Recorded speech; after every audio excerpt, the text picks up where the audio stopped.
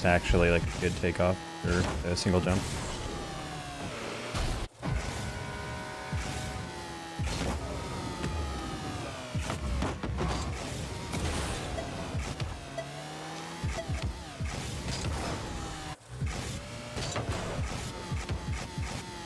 That was a weird one. Like, is this... I don't know if the randomizer screws this one. I feel like it's supposed to be like that. To be like a test of like how patient you are to like stuff put a shot on. Jank. Hi, Mr. J. Cook. How are you doing this fine evening?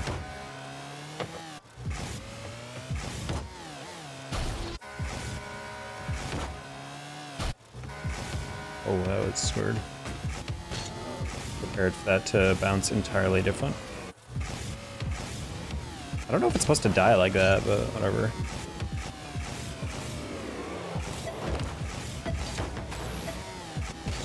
I completely forgot to turn the... it's fine.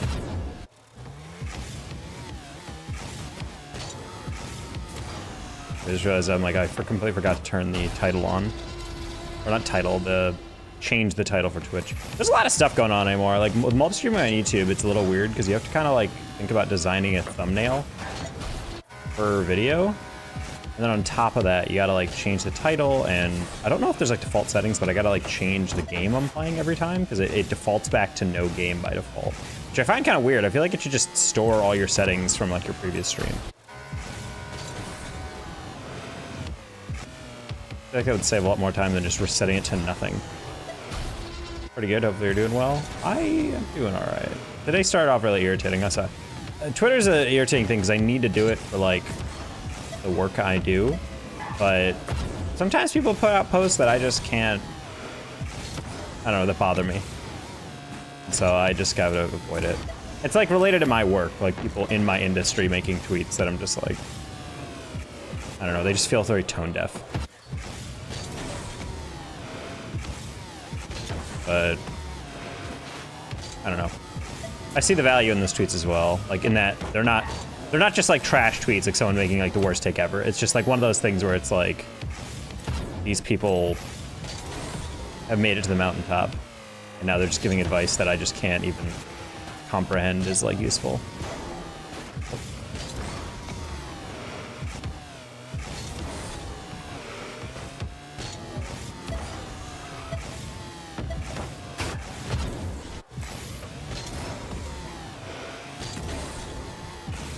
Yeah, hopefully everything is all good in your neck of the woods, J. Cook. Trying to rebound from that funk earlier for myself personally. That's one of my biggest frustrations day to day is that like, even though my job is streaming, the job is a lot easier when I'm in a good mood. I feel like sometimes there's certain things or certain days where I'm just not feeling it. I don't know, it's weird. Today feels like a day that I feel pretty good though, so I'm not like super concerned. But it's still tilting to like wake up and just see something like stupid on Twitter or something, and it just kind of sets you off and leads to you being a little angy.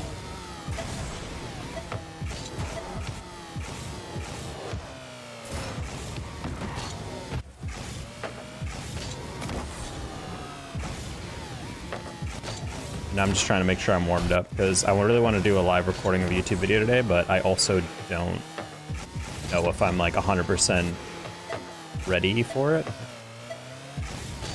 It's a video that I definitely need to play better than yesterday. Yesterday I felt like I was a little, not tired, but like I definitely felt like I was not prepared mentally for it. I was not playing clean. All my aerials were wrong, my reads were a little late. And that usually only happens when I'm like tired. I kind of chalked it up at the time to like, I had a dinner that had like no protein in it because I didn't make my chicken yet. Today I have actually gotten the food. I feel like I slept half decent, so let's hope that today's stream is a little cleaner. Because then my happiness, and hopefully all my viewers' happiness, and all the multiple Saudi billionaires funding this stream slowly are also happy. Because they're the most important, obviously.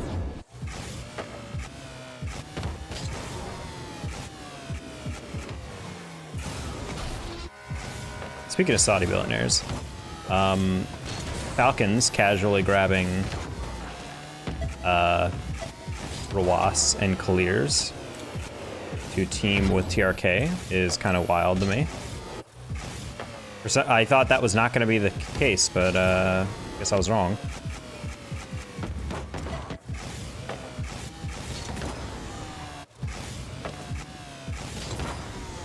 Top corner.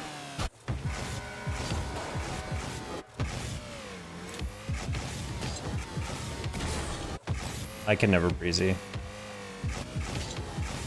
Nope. Almost got there. No. I just want to hit something remotely close to a breezy. No! That setup was actually pretty good. Nope. I didn't lean forward enough. I need to turn around and then lean back forward and then. That was kind of close. So hard. Especially hard if you don't line it up, because pretty much the moment you have to make an adjustment, it's over. Yeah. Like that stuff where I jumped too far to the side.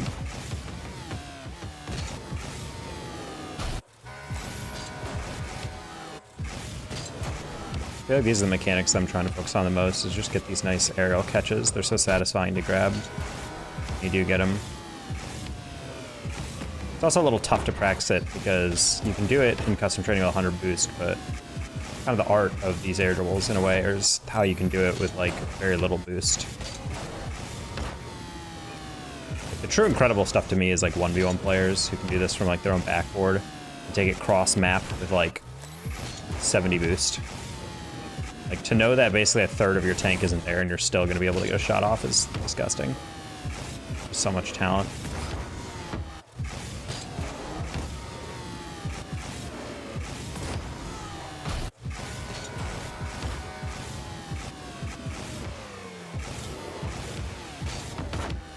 So you gotta practice not getting so below the ball. It's like one thing about flip resets that really kills your ability to hit them with pace. Because if you don't get the reset a little bit on the side of the ball, pretty much all your resets are gonna pop up, but you're not gonna be able to like get back to them.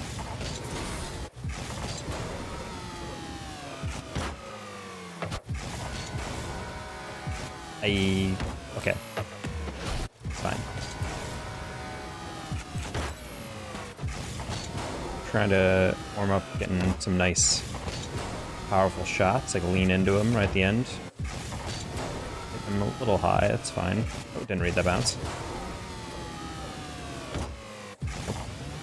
That with the corner of the wheel.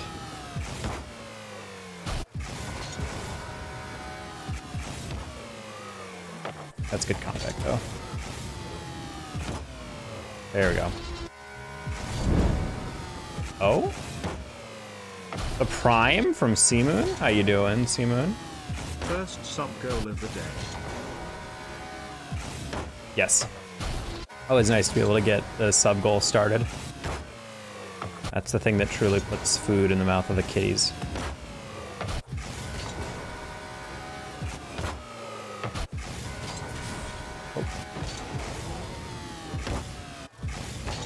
I practice these shots a lot just because these are like the bread and butter of like playing in GC. If you're not bearing like the lobs that are wide open off the backboard, I feel like it's pretty bad.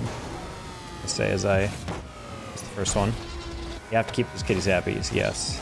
They've actually, I've noticed that I've been like spending more time petting them and scratching their ears and whatnot, and I feel like their appetite for that has just even grown. They're like way more talkative lately. I'll be just like chilling in any room, and if they make eye contact with me for more than 3 seconds, just meow, meow.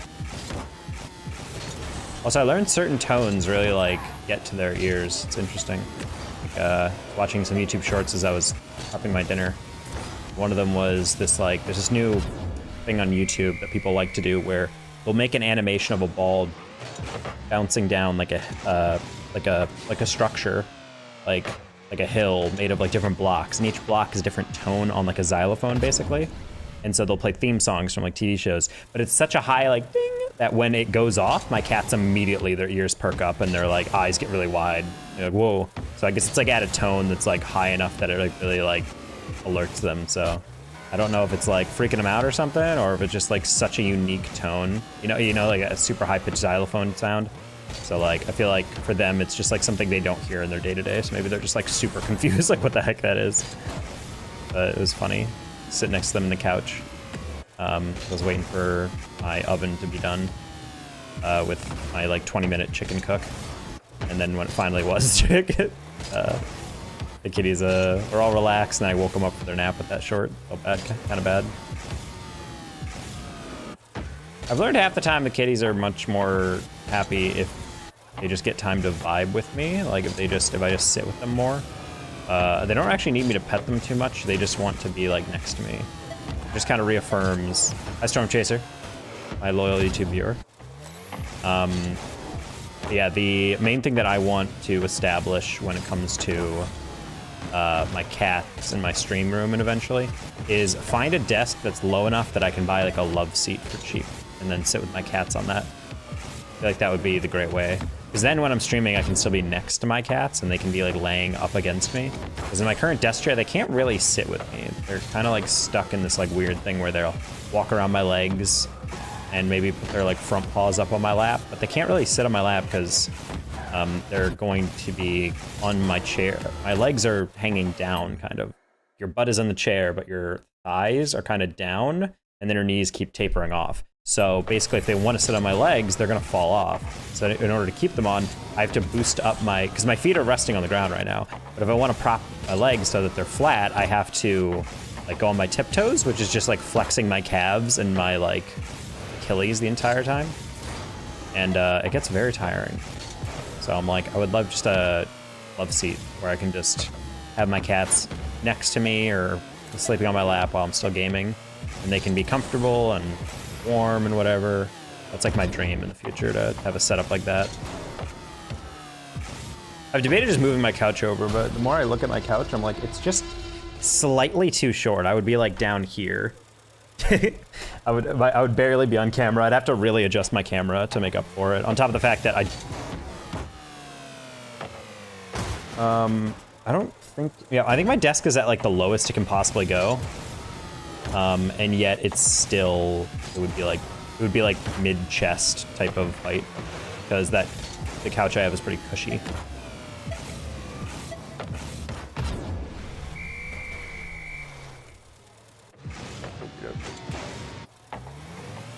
I have beds and comfy furniture for them to sit on, and my one cat insists on always laying on the ground. I was wondering if she's trying to cool down or something. Hi, JJ Edits.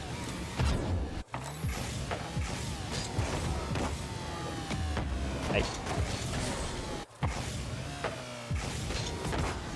One knows if he has to be touching me, wants to be pet. The next wants to be near me, but doesn't care if I touch her. The last demands to lay on top of me. Yes.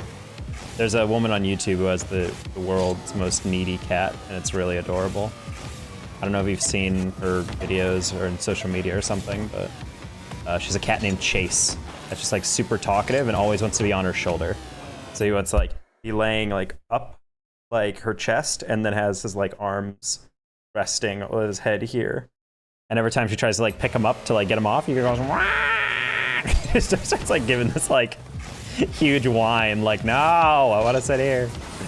The videos are sometimes just her like, okay, Chase, time to get up. And then she tries to sit up and go, wah! He's like, this is my comfy place. He's like, yeah, apparently I did this too much as a kitten, and now it's all he wants to be, like his comfort place. Kitty's so adorable. Yo, you know what I'm talking about, T-Pex? Yeah, that cat is so cute. It's so talkative too.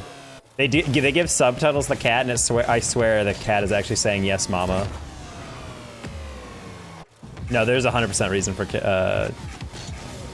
all caps. I love that cat so much. They also have a lot of cats in that house. I think they like adopt them or foster them or something, because like there's a lot of cats in the household, but some of them are like really aggressive towards another one, and I guess it's probably because the cat is new. Should just knock off.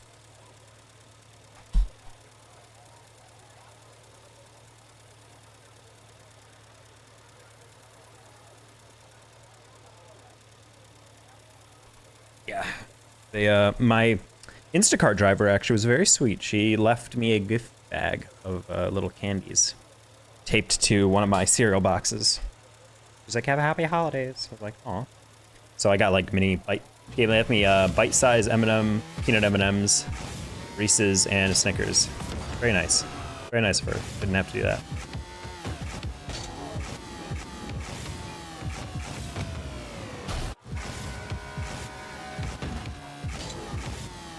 She also like finished my order really early, which I guess is not a problem. It was just a little awkward because like, I think sometimes Instacart shoppers have to master the art of like being selectively not inefficient.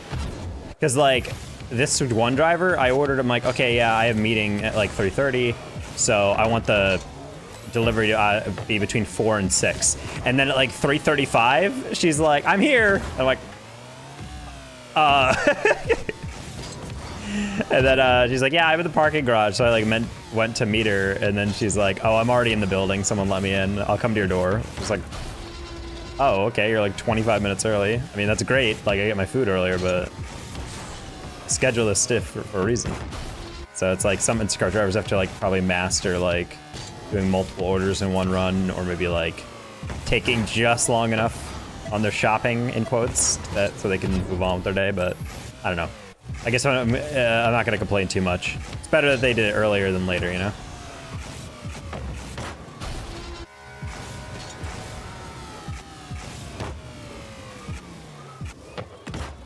I don't know why I tried to place that so much. That's Chase towards the fluffy one. Yeah, the Chase is like really hissy towards the other cats. They're always like, Chase! The cat is such a mama's boy.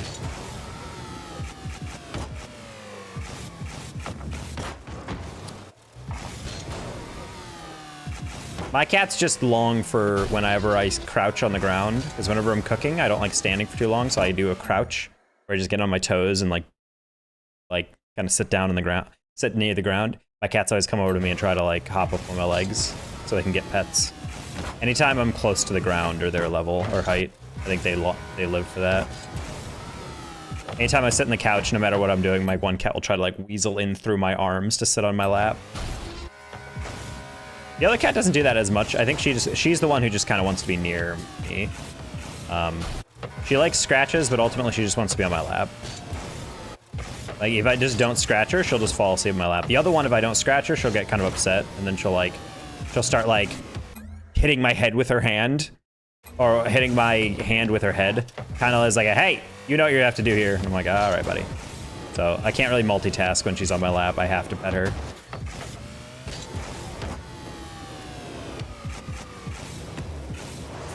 Yeah, she's a very she knows. I mean, hey, she knows what she wants. I like my daughters assertive. Serves them well in life. My adopted daughters.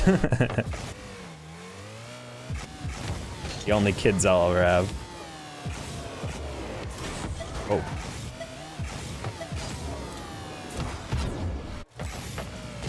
Oh. Oh.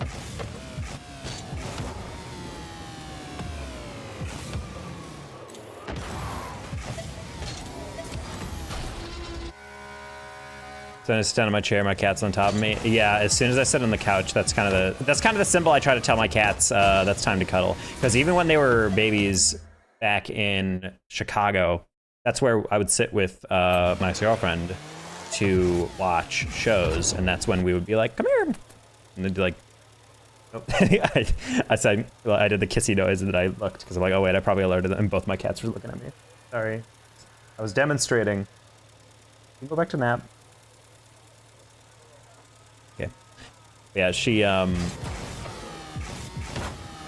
yeah, they always knew that when I'm over on the couch, that's their moment to hop on me. So I try to very deliberately sit on the couch when I'm like ready to pet them, or I'm gonna be like, I know I'm gonna be eating or sitting here for a while, like reading through stuff. I try to answer DMs and my usual emails. I try to do that all on the couch so that it's like time that I know I'm gonna be sedentary and answering stuff, but then I know they can sit on me the whole time.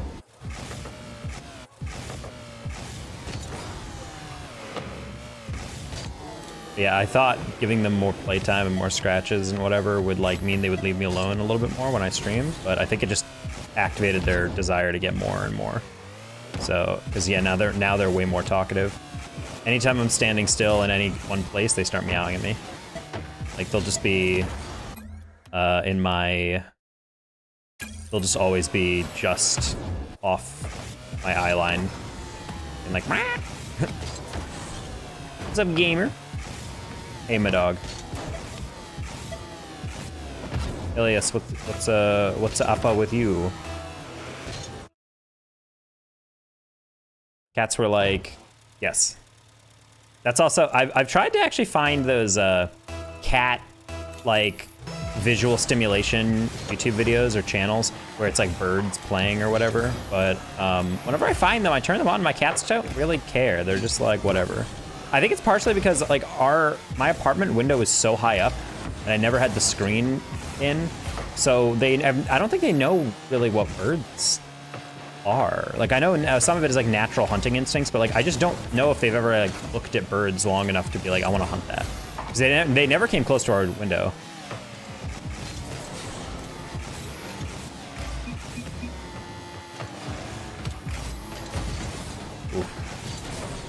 Kind of chill.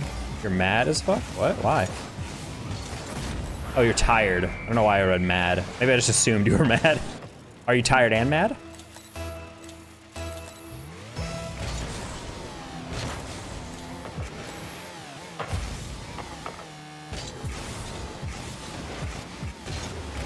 No shot.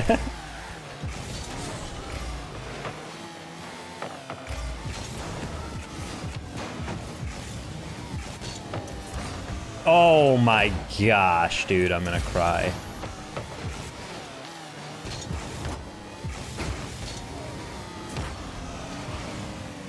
Nice placement, okay, like that. I saw Bacon here going from bump. You don't get mad? You've never been mad? Damn. This man is Zen AF.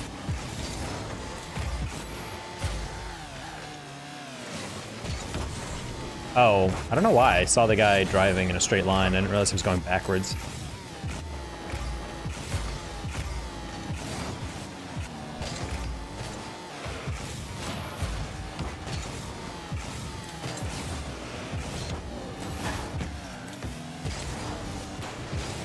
Ooh, good read. That's wide.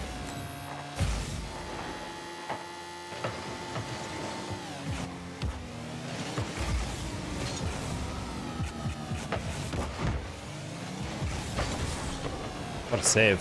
What the? Thank you, Bacon Hero. I did not have a boost for that.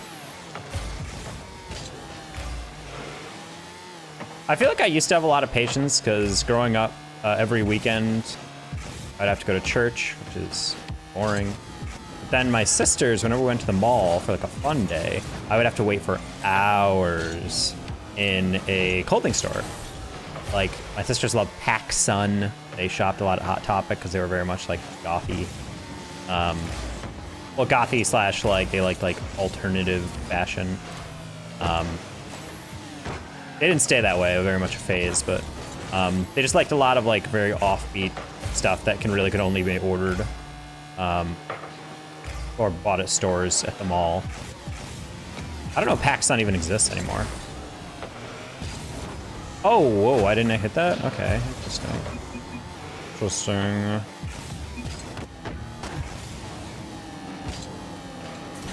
Wait, I jumped, but I could have sworn my tire met again. So I was a little lost there.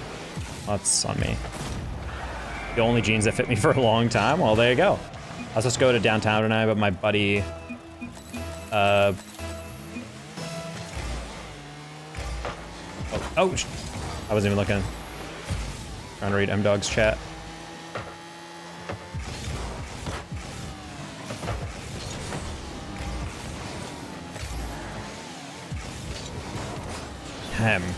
Mandra's just like just close enough to all these reads. Really weird. I have to change up my challenge timing on these.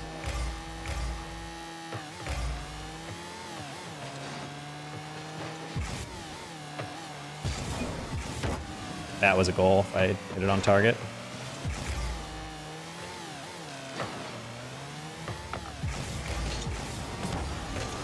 Oh god, let's hit it right at him, go past.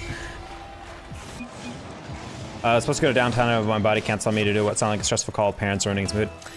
Yeah, there's like some days like that where like I'm in a good mood or like a decent mood, and then you just have a conversation with someone and you're just like, you just get knocked out of the zone. Like that stuff really bothers. That stuff always kind of bothered me. And half the time it's not even on purpose. They just like, it's just timing, you know?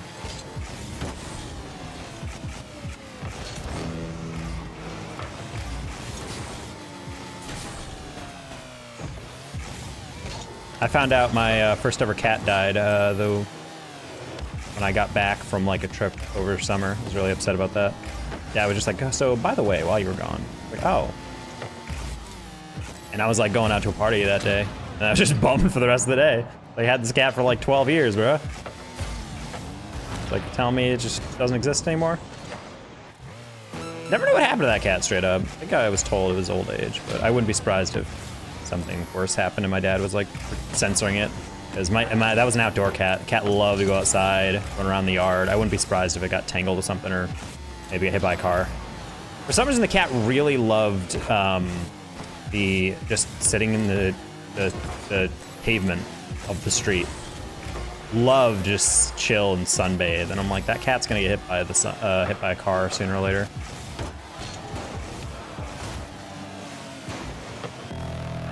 Taco Bella Grossa, yeah, it's just...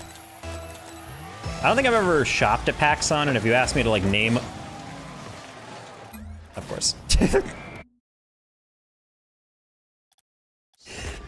That was the most confusing kickoff, because it went left, right, then went left, and then just died. And I was like, oh. I'm so bad at cheating up. I don't know what it is about that, but my brain just can never process that stuff quickly. Last time I got mad, Sears had to close down, as in like the whole business folded.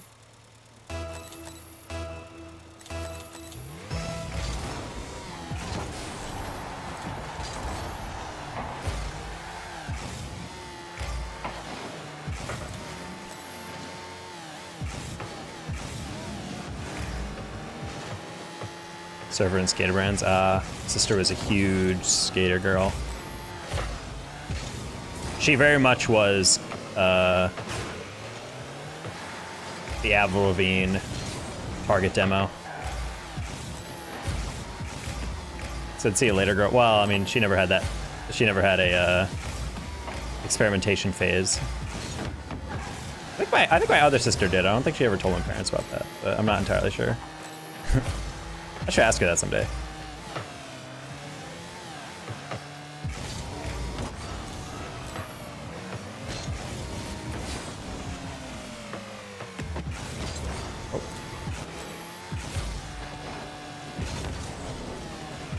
But no, she was she had a lot of posters of Sum 41, and she was in love with Travis Barker from Blink-182. My oldest sister, she loved them. Venetra wants to know if you paid your taxes. Bro, I've never paid my taxes. I don't know what they're talking about.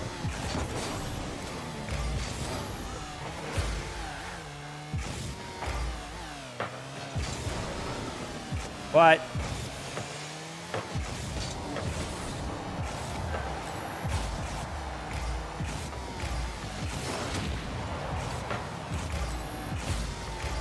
I don't know why you would ever pay your taxes straight up. Like, what are they gonna do, jail you?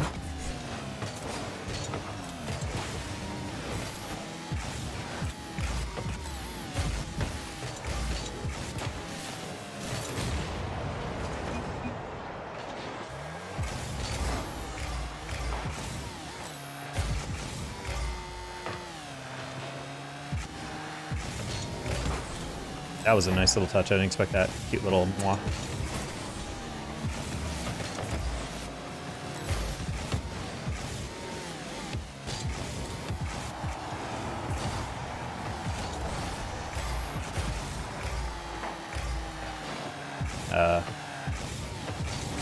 I'm such an idiot, bro. Of course he's gonna cut and like you idiot. Can't garnish your pay if you quit.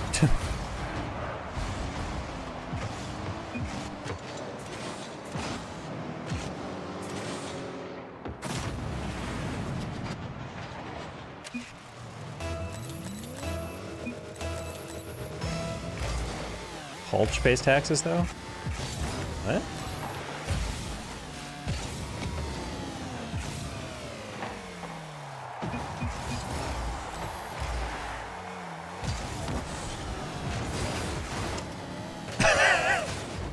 No good deed goes unpunished.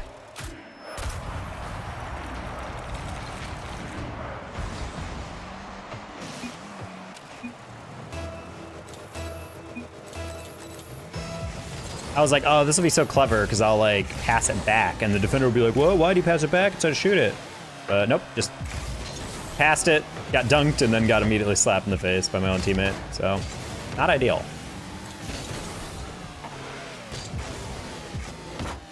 Should have kept it high for no reason I hit it away.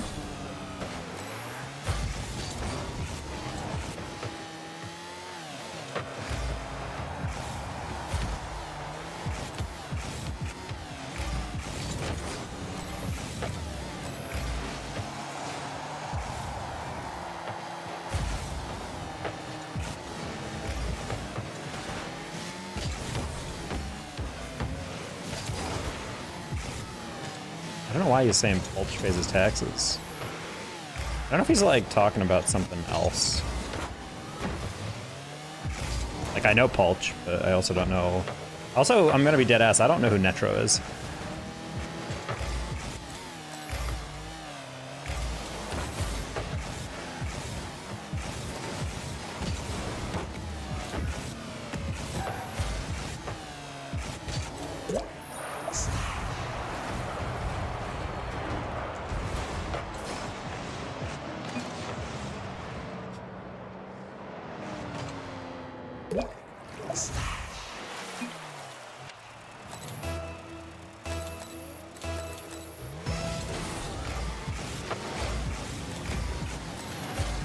Taxes are very much something like I don't really care much about until I started becoming like self-employed. And now I'm just like, God damn, this stuff really blows for that. But if I made like slightly more to live off of, I'd be fine with them.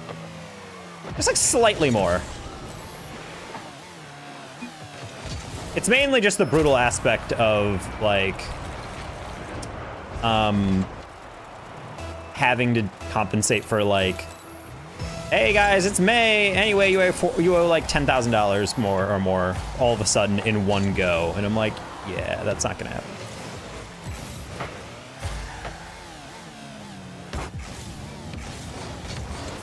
Really interesting. He dove and actually was ready for me to just hit it past him. I just wanted to see if I could do something like extra simple to bamboozle. Oh, that's not nice. Wow. What a play.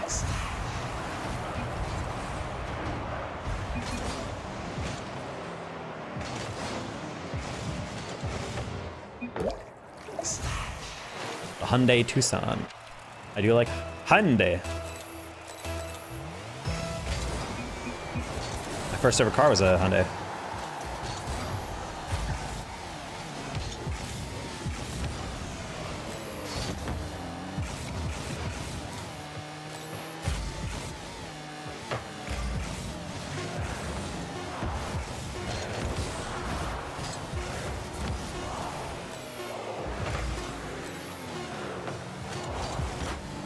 I'm gonna cry,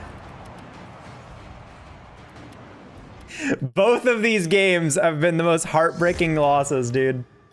That's crazy. I'm Dana Taco, #1 hater. I agree with that. 0 seconds, dude.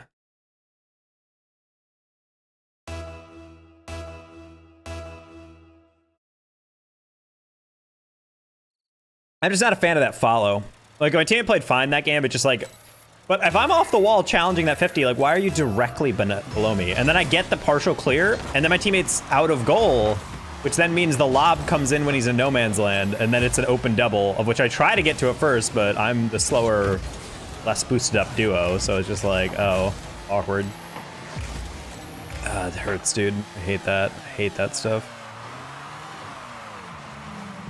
It's one of those things that's like, that's why I say like the #1 best twos teammates are the ones who are on the same page. If like you're aggressive, I'm aggressive. If you're chilling, I'm chilling. On that one, it's like, oh, I could have used a little bit more chill.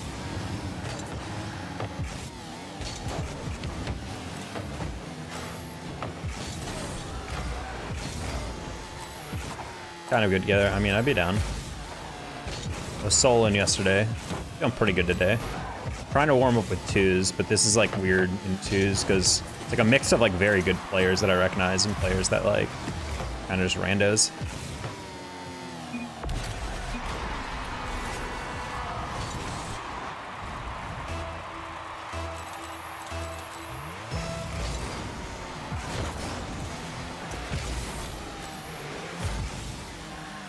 GC Brain though, I don't know about that, buddy.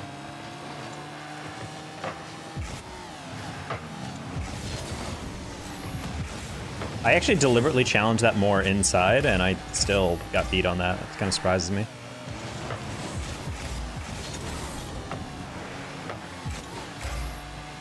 Oh, wait, he left that boost? This is probably a goal.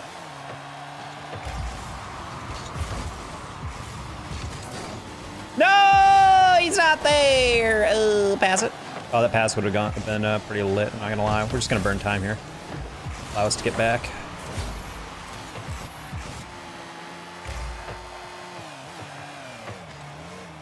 Console player that isn't mechy, I mean, what's your rank? There's like specific mechs you need to build on. Since you're saying GC Brain, that makes me feel like you're either a champ or you are a diamond or something.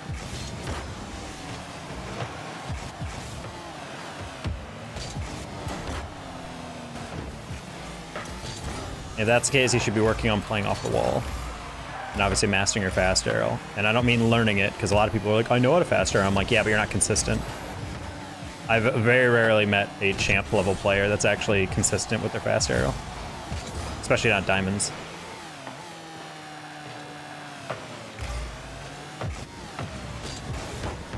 Exclamation point fast arrow for both the tutorial and the way to test if you're consistent.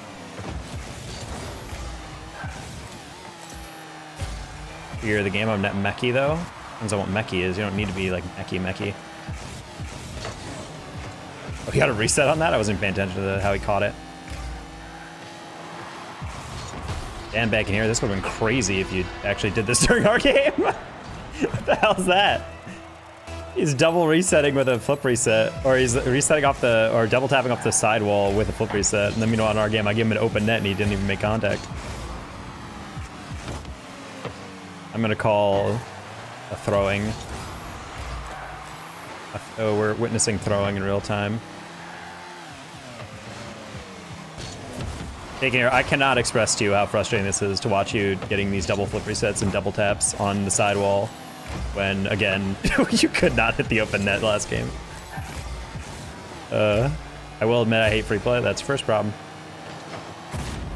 You shouldn't focus on mastering anything. It's just about practice.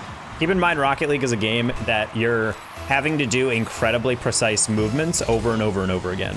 Like, it's not really like, knowing how to breezy, for example, is one thing, but knowing how to like command your thumbs so you can do it on multitude of setups is really key. There's a Bruce Lee quote that I really like.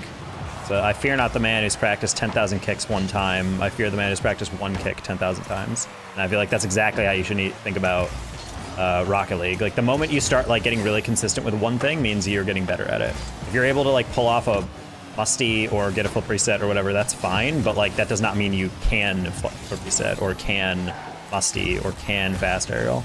It's about being able to basically do it flawless each time. Or at least with enough consistency that you're not just throwing caution to the wind here.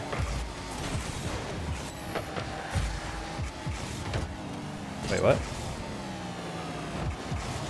Nah, I lost that one halfway through.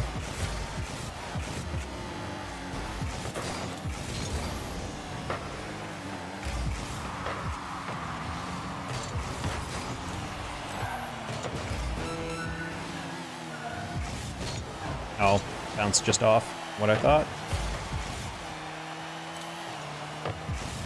I'm 33, cool, I'm 29, so, you know, age matters, but at the end of the day, you still gotta practice stuff.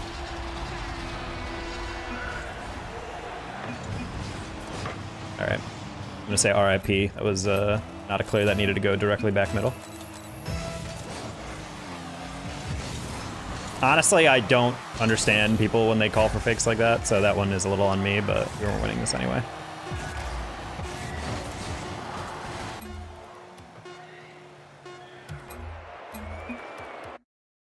All right, we are done with we are done with 2v2 today. I cannot stand that mode. There's no objective in free play. That's the point. You can work on whatever you want. The fact that it goes to aerial training first is just the worst. See, the point of free play is literally just to like listen to some nice music and just kind of cruise around the map and work on stuff.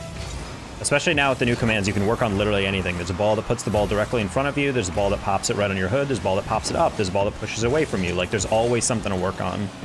Even if it's just like recovery and flying around the map and seeing like how quickly you can go from stop to start. Dodge that demo, or rather wait for him to make a weak touch instead.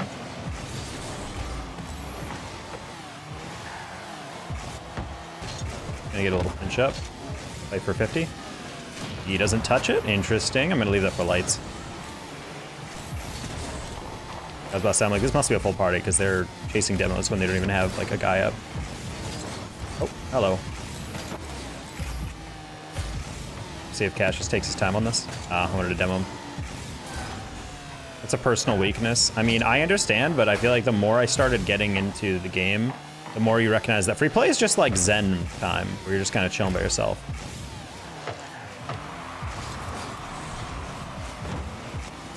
Like, there's no pressure. There's no objective, but that also means there's no pressure. You can just work on something in a judgment-free environment. I think a lot of people have this thing of, like, there's a joke that it's like, oh, millennials, for example. I think every generation to a certain extent. Like, if you're used to being pretty good at stuff, I feel like sometimes when you can't, like, nail something, like, pretty quickly, you get frustrated, and I feel like that's partly why people don't like free play. Because Rocket League is not a game that you just pick up and then, like, 10 hours later, you're like, oh, I'm, like, a diamond. Like, no, it's gonna take a while.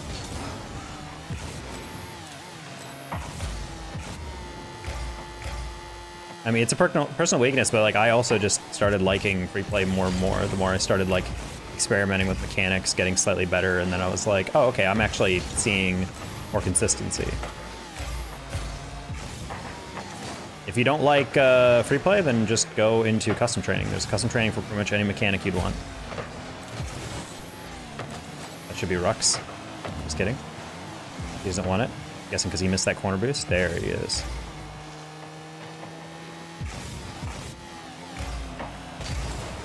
Put that ceiling just because I can't beat the first guy, but lights can get that. A little late to it. That's okay.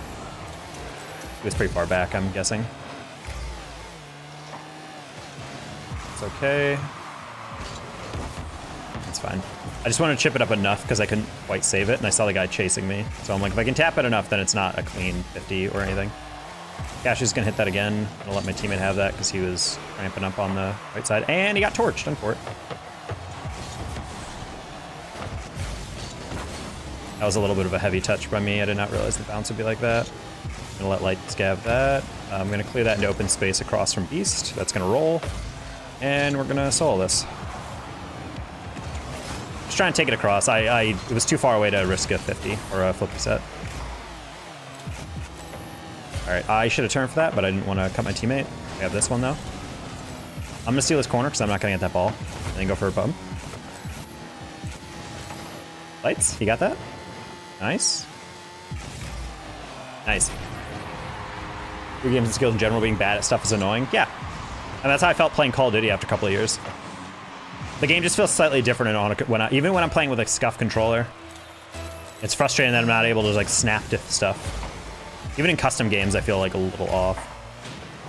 But I will say my main frustration with Call of Duty is the time to kill. It's gotten way lower over the years.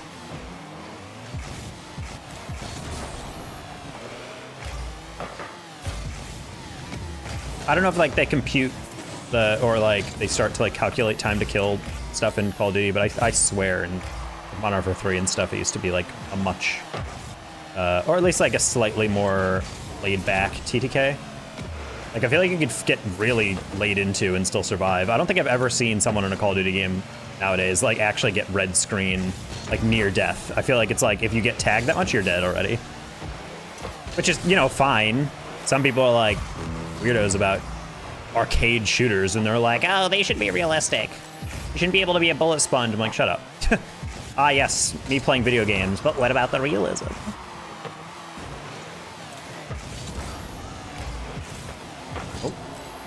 That's why I can't play RPGs with magic. No such thing as sorcery. Gonna catch that. And, oh no, I cut into it slightly too early. It's okay, you're dead. Oh, he's not, interesting.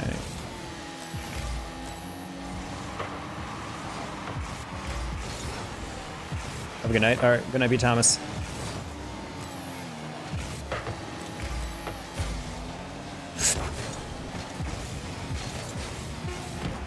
We're just gonna go for pinch because I didn't have anything else to do with that.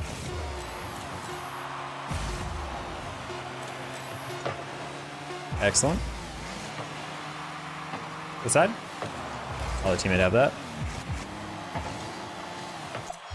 Beautiful win.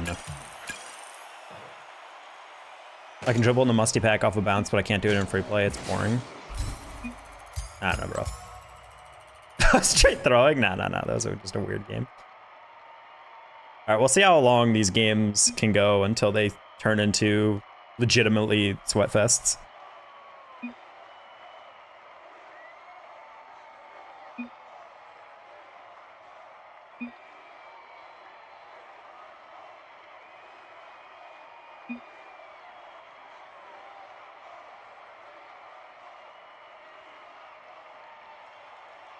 Stu is texting me from a party, and apparently she really has to pee. And I don't know why she's not going to pee. Trying to find out some more info on that.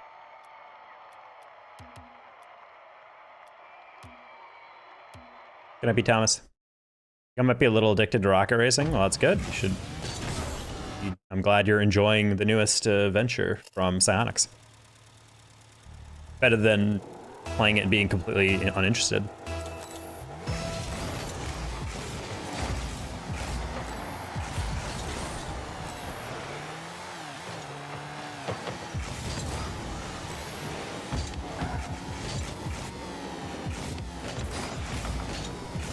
Ooh, whoops.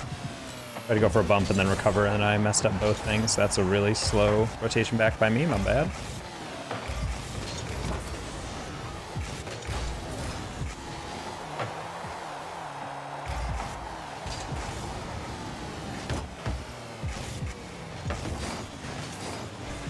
That was a rare miscommunication. Where did Reticence come from on this? I felt like I was doing pretty fine. Oh, he went from way farther back, my bad. Awkward. Who hate play the game. I think people are just trying to give it a... I think they just don't like the general idea behind like an more arcadey racer, and so they're just getting up frustrated that they're trying to play it. Some people are strange because like they don't even like racing games, and they're like, yeah, I don't like racing games, but I still played it and I don't like it. I'm like, what a surprise, bro. Like, if I hated first-person shooters, I would probably hate most first-person shooters because of that. Like, don't try to force play it. Or even worse, they're playing the game even though they know they dislike it off the jump. I mean, because some people are just in principle are opposed to it, because like, this is what trading died for, which it isn't, but whatever. Oh my god.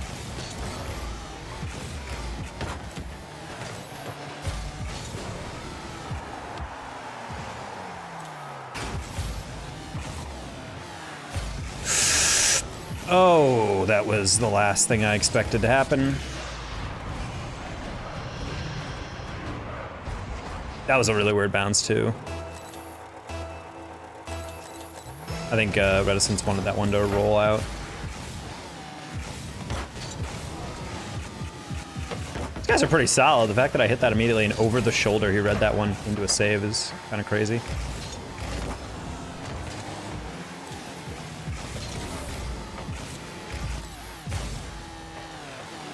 Reticence, one of the greatest of all time in Collegiate Rocket League. By the way.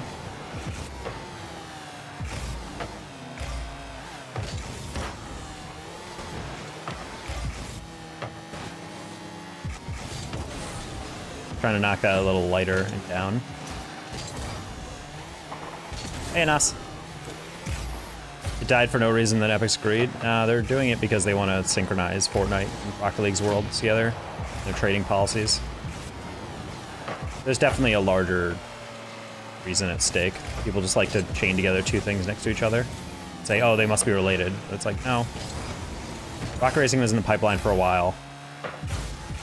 And then beyond that, trading is just a thing where honestly, that Fortnite doesn't have trading, so they think they want to make like one overarching, like this is the policy for it. And one way makes more money than the other. As much as it is cool to have a trading ecosystem, like there's a lot of credits that are going out the side door.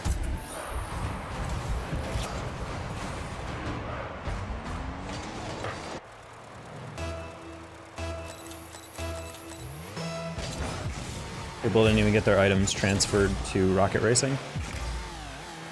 It is a little strange.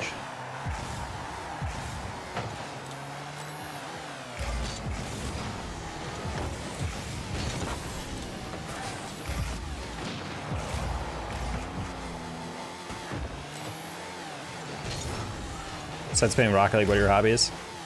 I mean, Rocket League is like my main thing that I do day to day, but if I could find like a men's league for soccer around here, I feel like that'd be fun to get back into. I'm not necessarily back there cardio-wise, but soccer was a huge part of my life for many, many years. It's what I was actually choosing my colleges based off of.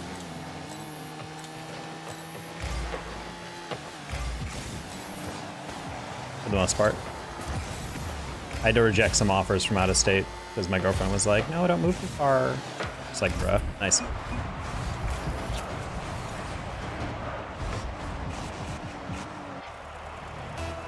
But yeah, I don't really know what too many hobbies that I can think of that I have. I don't really have too much of a life outside of the screen, since a lot of my content creation is also a hobby.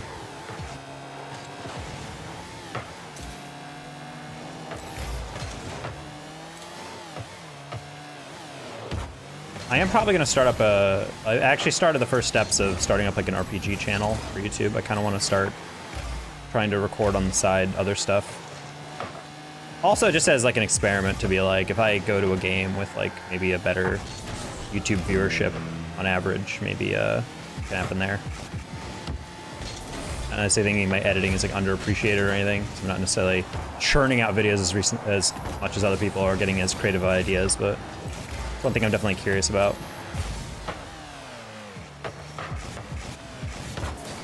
That's not a chip I wanted.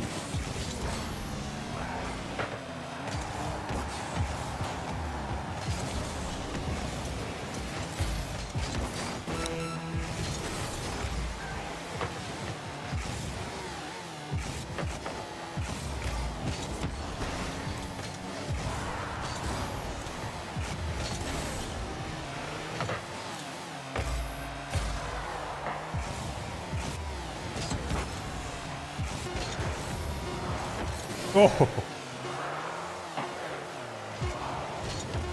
No! Wait.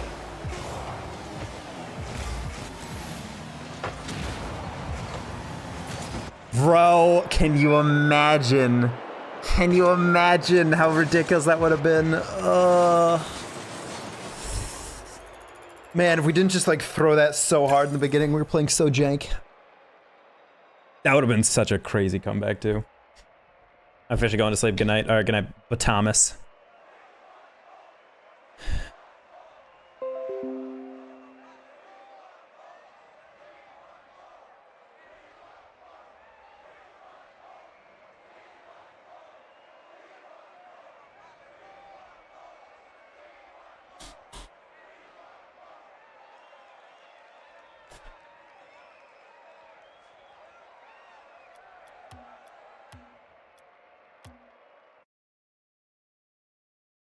Me too, bro. Good night, bro. Oh, good night, Nas. I have been streaming kind of late. I feel like I need to try to like move that up. It's just so tough to be able to get like everything done when I'm awake, and then be like, okay, time to stream. And then by the time I do, I feel like it's already like 9:30 EST. I want to try streaming in the middle of the day, but I don't know how awake I'm gonna be. Like my sleep schedule is so shifted. I just love editing in the middle of the night. There's like nothing going on, so it's so easier to focus. I feel like it's so much harder to edit when like social media is like pinging me a lot. Oh, Stu was walking from place to place. That's why she couldn't be. Was super lost on why that was the case. It's like, bro, you're at a party. It's like, no, we were like going out to celebrate holidays. Oh my god, that's different.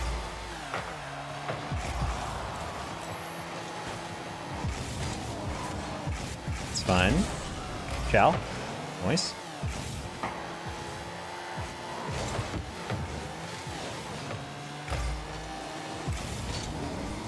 don't know why I thought I could steal that before Retzi. The way he went for that made him look like he was really slow, and that's causing a goal almost. Okay.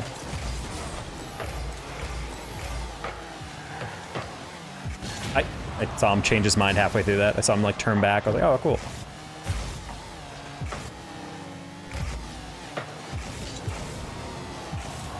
Oh, tried to tap that down to King Avocado. Got too far around it. Nice. We're gonna switch to the Dominus after this. We're not necessarily as warmed up as we want to be, but we tried.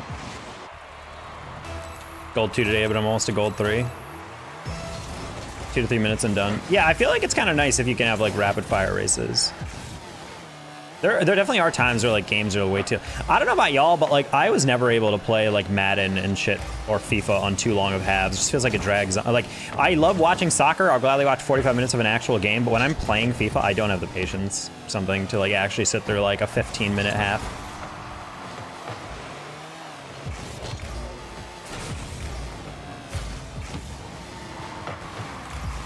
Oh, you could read that. Interesting.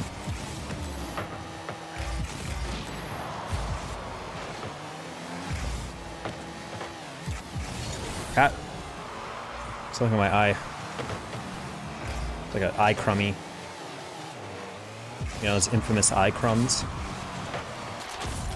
It's my bad. I let Caden have so much time on that for no reason. Drags on. Well, that's why I like watching like Pro Madden is really funny, because it's like those games are like actually timed well. One feature I thought was pretty genius was All-Star Football 2K8, which is basically the addition of 2K Sports' attempt to stay relevant in the football genre after EA bought the exclusivity rights to the NFL, where basically they took a bunch of retired NFL players and made up like teams in a fictional league. And instead of stats, there was actually certain traits, which was like a super great time. If you never played that game, it's a really unique football game that I genuinely really enjoyed. But anyway, the one feature they really add that I don't think I've ever remembered seeing added in a Madden game is something called accelerated clock, which is basically, or accelerated play clock, which is basically whenever the play clock starts, it's at like 45 seconds, but it'll auto accelerate the time countdown with the game clock and the play clock until it gets to 15 seconds. And so it was this really cool feature in that you could put like a lot of time on the clock, but it would burn off faster because you could play like a 5-minute quarter, for example. And then the accelerated game clock would just be like 1, 2, 3, 4, 5, 6, 7, 8, 9, 10, 11, 12, 13, 14, 15 seconds play clock, and then it would start again. So you could actually play like longer halves, but it would tick down faster, which kind of made the game go a little bit faster, but therefore it gave you more time to get off plays without having to wait through like minutes and minutes and minutes and minutes of each half. I think I didn't describe that super well, but believe me, it was a great idea.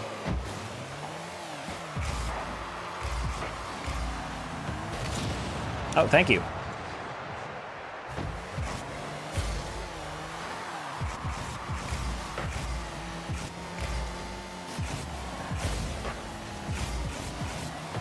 Pretty sure the demo coming.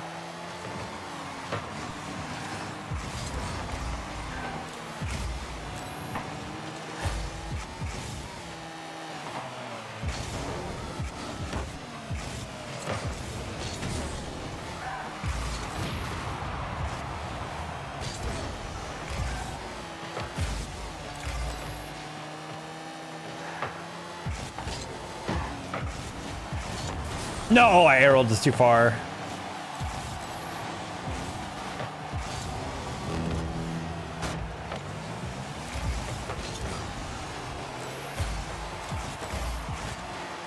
You guys love your demos.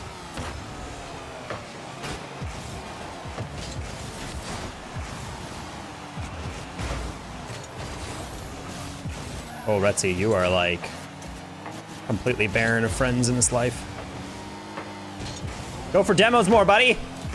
You'll hit one.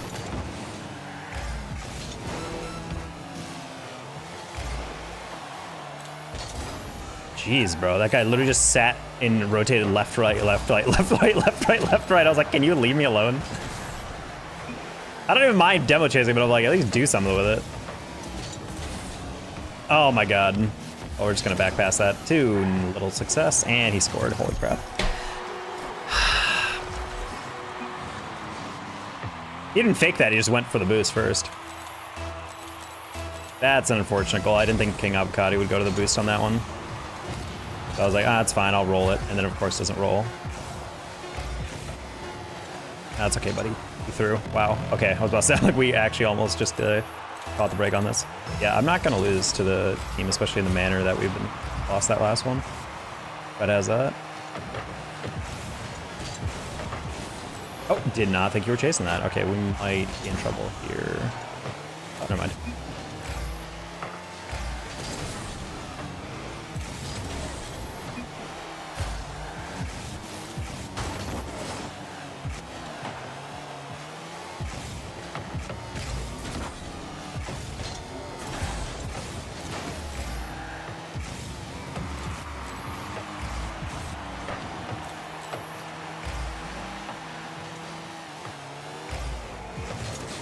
I'm still angry. Goal number one was that Cade just driving a straight line.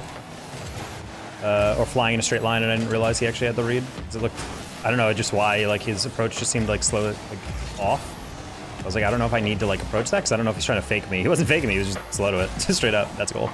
Oh, close one.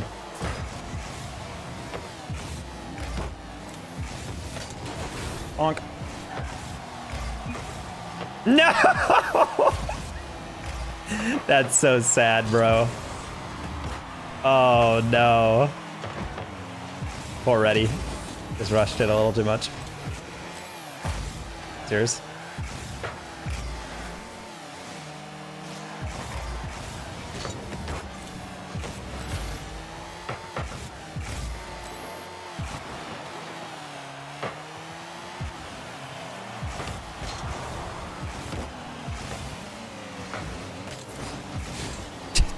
I'd not been bumped by a team more than this in a long time.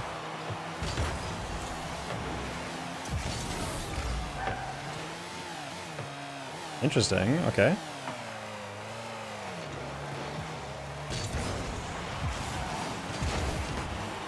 Oh.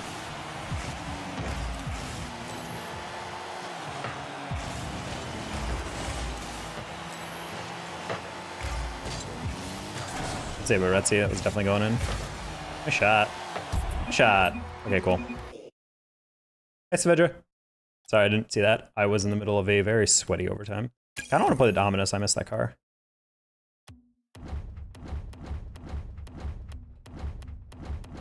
It's funny, I still have Kit on as one of my presets.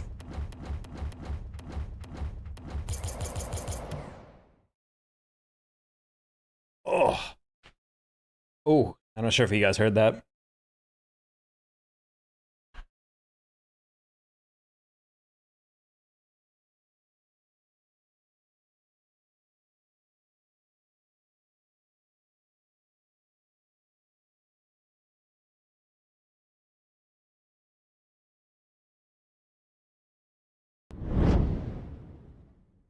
Matrix. Ugh. Matrix the resub, homie. Thanks so much. Welcome back in. Maybe throw my podium placement in the last lab. Windows decides your active window isn't important. I don't understand when Windows does that. Because there's like a lot of full screen applications that will always get priority. But then occasionally they'll be like, hey, there's an update that isn't even like life threatening or anything. Anyway, here you go. Think, and then just alt tabs and you're like, oh.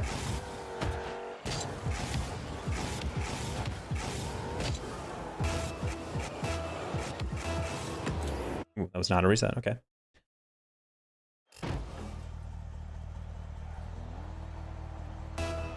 Ah, we didn't get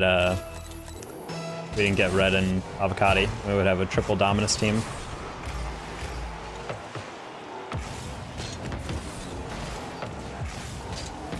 Yeah, we're just gonna dodge out of that. I was more so just there to pause there to attack. I think they were waiting for my read first. You got that?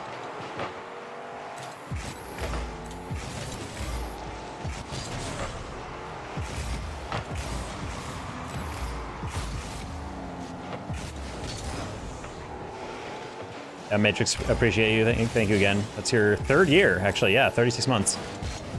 I didn't realize he'd cut. My bad. I'll just take a 50.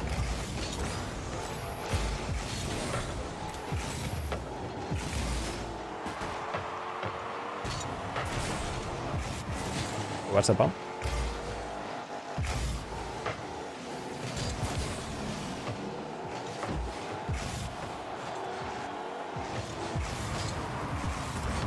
It's gonna flip early to beat that out. Dodge that demo. That's fine. Quantum will shadow that. And then he will get that one. Okay, I was about to say, I'm like, he's letting that bounce. Let's go early up. That's why we go early. Oh. Did not think my teammate would still be up there. I think he just landed and then basically landed right in front of him, so. I think we can turn on that. Let's try to put, oh. That actually would have been a perfect pass into the attack, but I didn't realize he cut me like that. Not really his fault. I'm gonna catch this. Oh, I was waiting for him to go. I'm gonna play that back up. Oh. Okay, teammates really want to help this game. I was purposely trying to like wait a second there, but I guess that works. I guess teammates just want to play fast, and I'm screwing with that. I just don't want to. I don't like throwing the ball away every time. Like that's just like a weird touch to take. You're always just hitting it as hard as possible. It keeps the defense moving, but it doesn't also make them think too much. Like if I start air dribbling and then bringing in a ball, and they come closer, and then I beat them around the side, then immediately one takes one play out of the rotation. But more importantly, it's like making them be like, wait, hold on, I don't know what he's doing. Whereas if we're just hitting it as hard as possible every time, it's not super deceptive.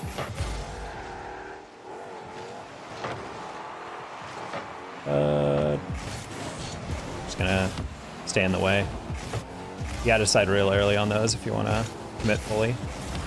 Oh, interesting. Okay, I tried to get underneath it to get a bit more of a touch, but he never touched it, so then I was just underneath it.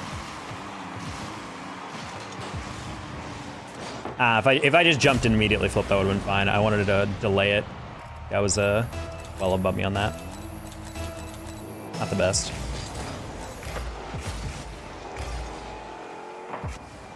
Okay, we'll set that up. Catch and flick. First catch is too shallow. Okay, he's just gonna get that again. Just wrap around.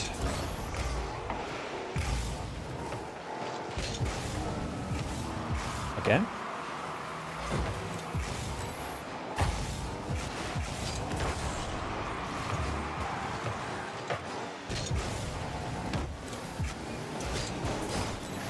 Gosh.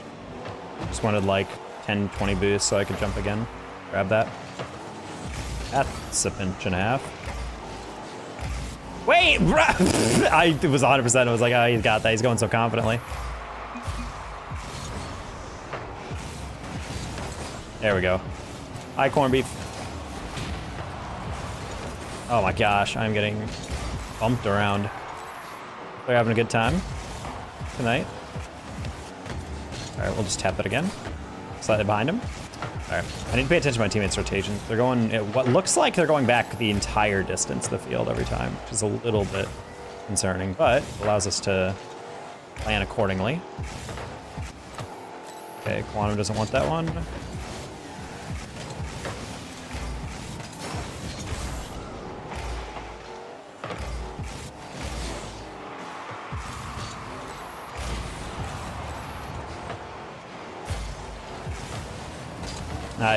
Yeah. That's a rough one because it's like if your teammate's all the way back or in the middle, you want to try to like buy your time, but like in touches like that, it feels a little blind. Like we're just kind of throwing it in the middle, like, oh, this just gets away from the defender. I'm like, you don't even need to hit it away. You just need to like tap it. Like sometimes just doing that is just as annoying for a defense to deal with than anything else. Like I'm not even going to try to win these plays. I'm just going to knock them to hold it up. And that does enough to allow us to respawn and then act accordingly.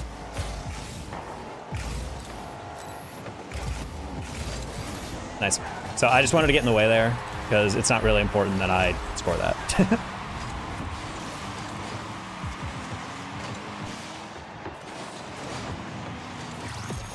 What I just did is also what I wish more players did all the time.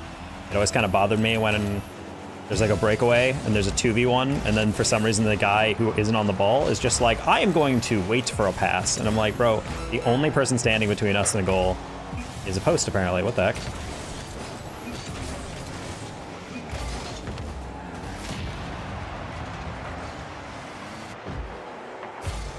We just got bailed out there. And then Quantum's gonna get one more. Oh, just kidding. Oh my gosh. Yeah, surely we don't throw this one, right?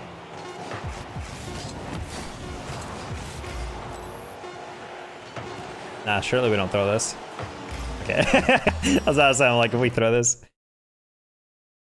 What's your region? I play in North America.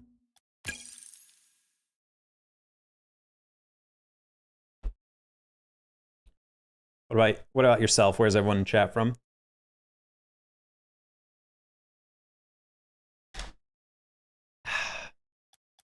Looking for OCE. Nah, mate, as y'all say.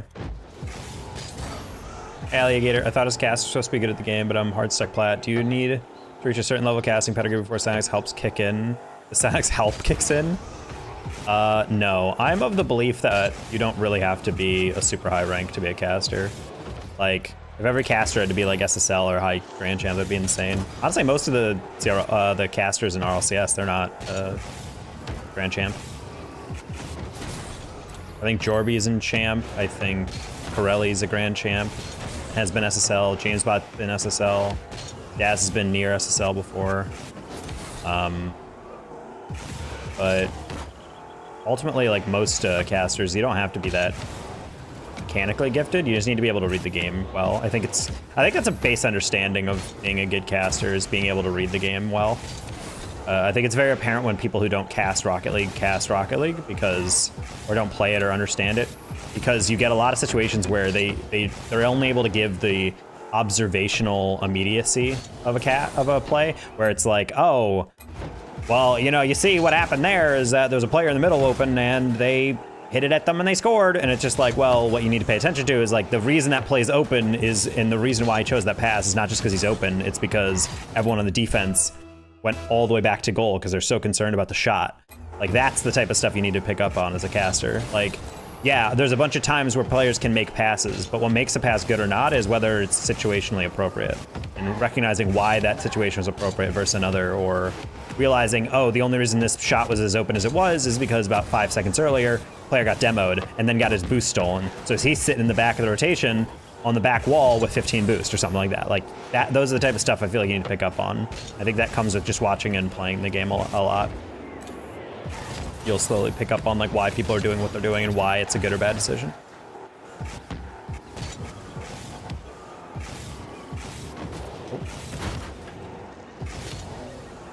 I think a good example of what I'm talking about is not to plug myself again, but I did a video on Senzo back in the day,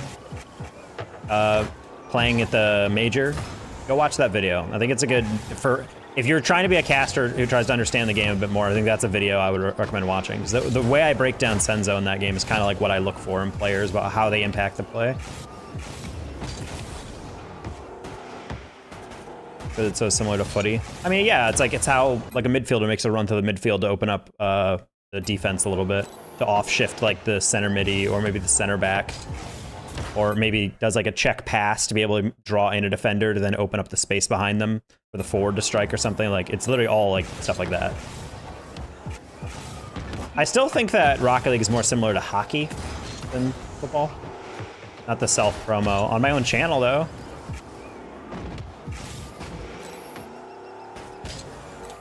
I think self promo is fine so long as it's on my channel. It's kind of weird. There are times where I have to clarify things, because like some people will ask me deliberately in other people's chat about something I've done, and I'll tell them, but I'll always like be like, I don't want to talk about this here, because I do find it kind of weird when other people like come in and start like talking about stuff and linking stuff, and I'm just like, I don't know, a little weird, but ultimately fine. Like most of the time, it's fine. Oh, is this Empo carrying his randos again? Or his teammates again? Oh, it's not playing by himself. Oh, crazy.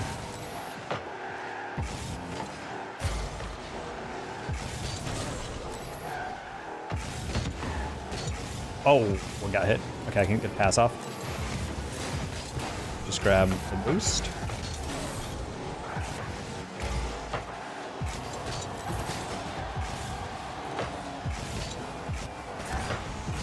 Oh, didn't realize we could both go. My bad. Well, hockey's movement is much more fluid. Like, there are positions and roles, but like soccer is much more like positionally defined because it's very much about zones. like how you move specifically related to your teammates. But like you're usually in like a more general. I mean, obviously you roam a lot, especially as like a midi or something, or like a winger. But like in Rocket League, there's no way a player would just stay in one spot. You know what I mean? Like if it's like, oh, I like playing as like a striker or whatever, or first man. Like you would never just stay in the attacking third. That's kind of like what I'm talking about. So in hockey, it's a bit more of like free flowing because you got to be like all over the rink to be able to cover stuff.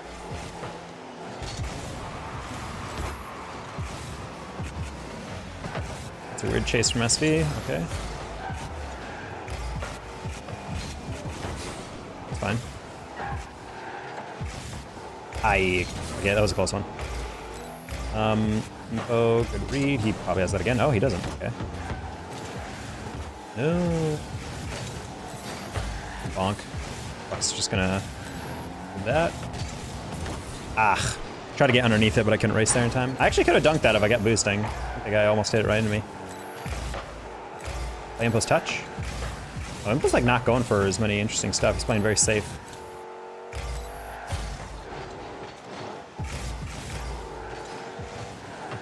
Like a football. Baseball.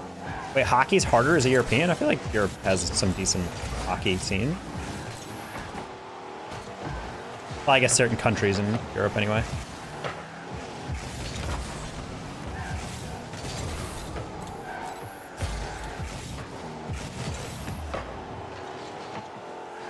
Touch once.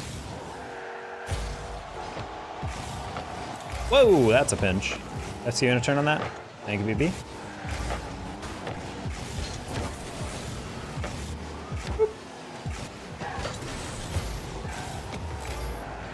Oh, you both went. Nah! I didn't think both of you would go. He's not scoring that though. Oh, he is. Buddies, I did not think you would go for the lowest little touch there. Why is that a double? That was such a light aerial from Impo. I think that's why they both went, because they're like, oh, Impo touched that so softly. I'm just going to send it immediately. And I'm like, ah. I think you should send it immediately if the touch is going like forward or something. But I can get him there. Just kidding. First touch was a little freer, maybe.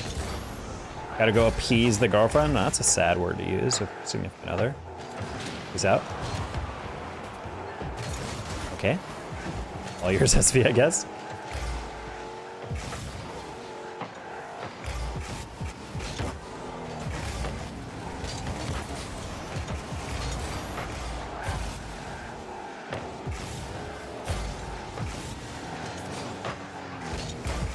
Okay, I can land, cover that again. Impo's already up for it, crazy.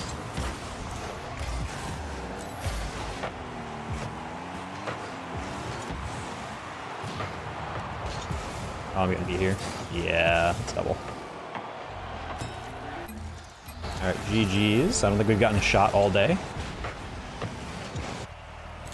I'm much more open to forfeits if the offense pressure isn't there. Like, legitimately, I don't remember the last time we've been in there attacking third with the touch.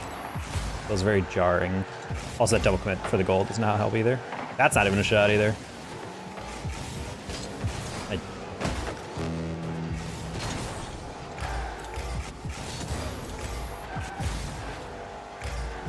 Oh.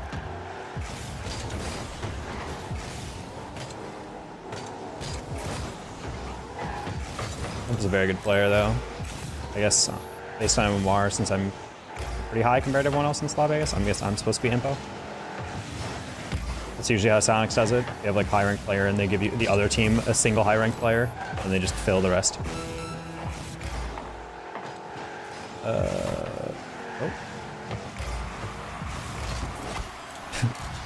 Thank you for letting me out. 1 or 2 more races until gold 3.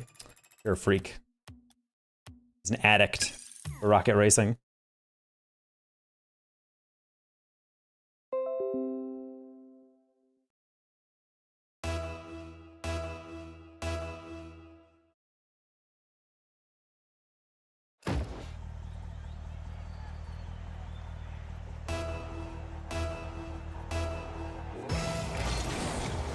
Oh, it's sharp and T-baits. Yeah, okay, there it is. This is gonna be fun.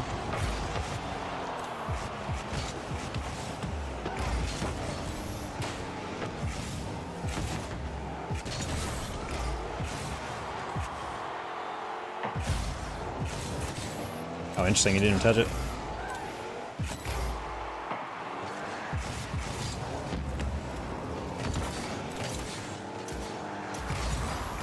I forgot Sharp was an LSU boy.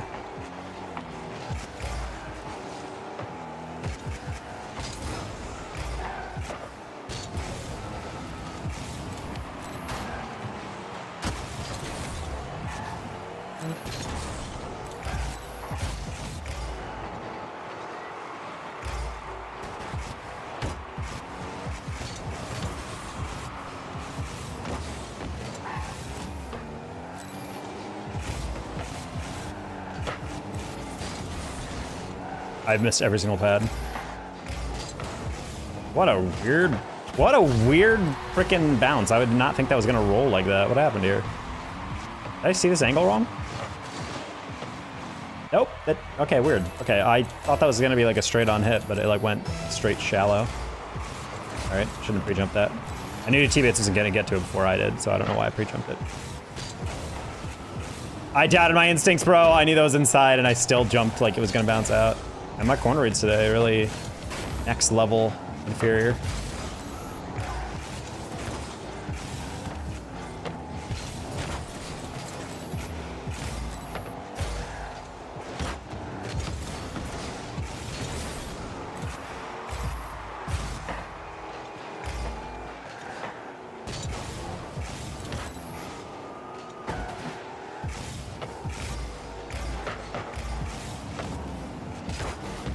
Forget if repeat is rank X or rank A. Either way, this is a beefy lobby, not gonna lie. Good evening, Sir Techo. This guy. Or Risky. Thank you for the resub, appreciate you.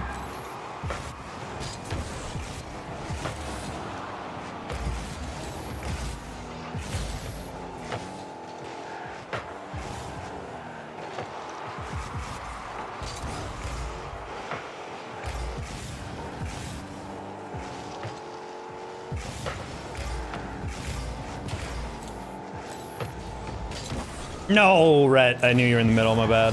Could have slowed it down, low-key.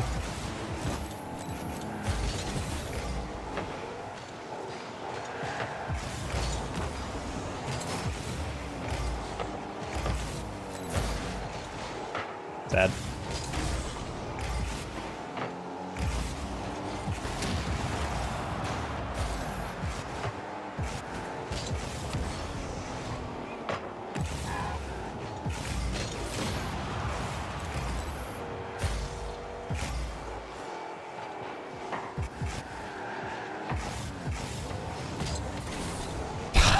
I reject that premise. I feel like I specifically jumped to not get 50 at that angle. You know, how do you know?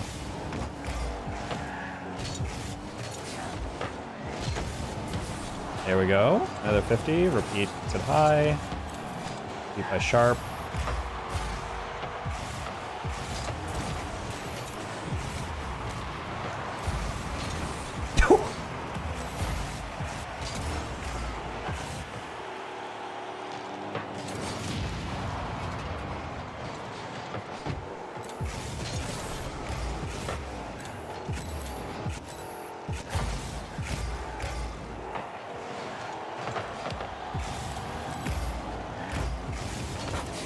Fucking hate that, bro. I hate it when they like hand it off like that.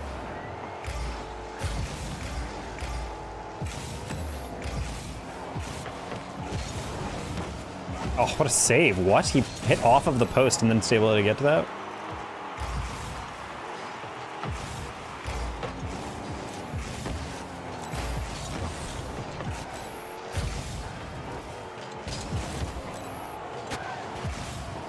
No.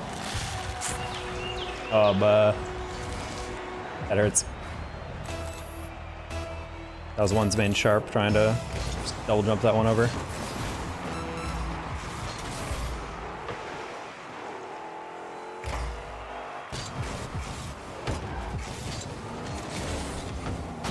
It's a pretty hefty early season lobby though.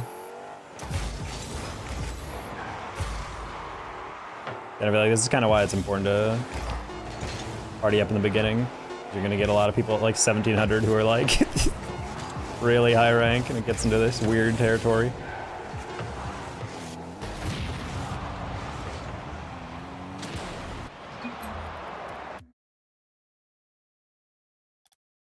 To not play the game and uninstall. I mean, that too.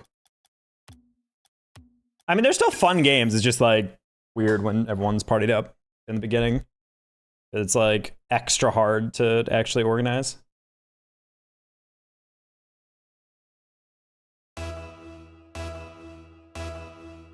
I mean, Shaq, you'll like this. I started a YouTube channel for me doing some RPG stuff.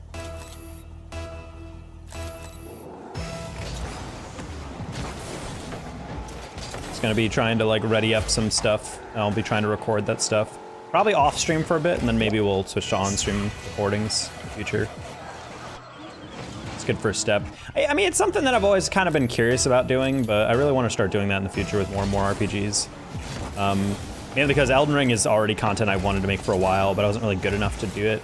Now I'm like still not good enough compared to obviously the really good players, but like I don't think the goal is to be as good as the people who play this game for like, I mean, I have like 400 hours I think in Elden Ring or something like that, but like, I mean, some of these dudes who are really good, they have like 2K hours or something just in Elden Ring, let alone all the other like ridiculous FromSoft records and speedrunning that they're doing, like optimizing strats and whatnot.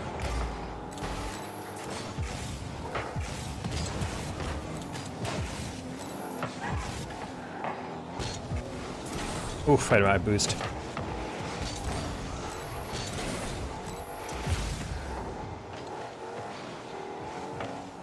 I'm jealous of her hat wearing ability, that I can wear a hat. What? Read by repeat.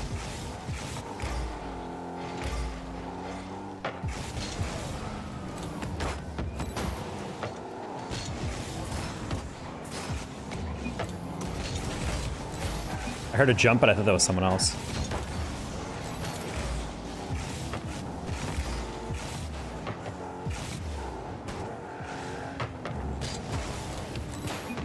I was trying to beat out that first guy.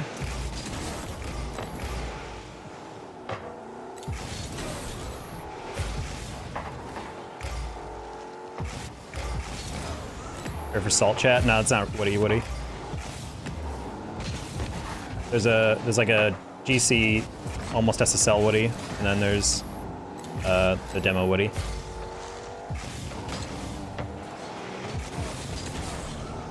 Yeah, I thought they were the same person, but they're not. It's just a different nerd named Woodrow.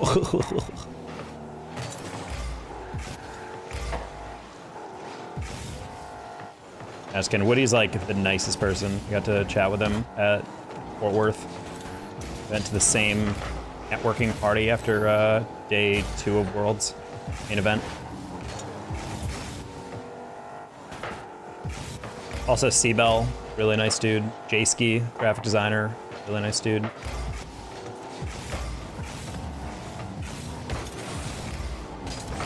I love a lot of the Rocket League creators, but it is a little frustrating because there are some of them that will only talk to you if you can like further their career somehow, and it's very frustrating.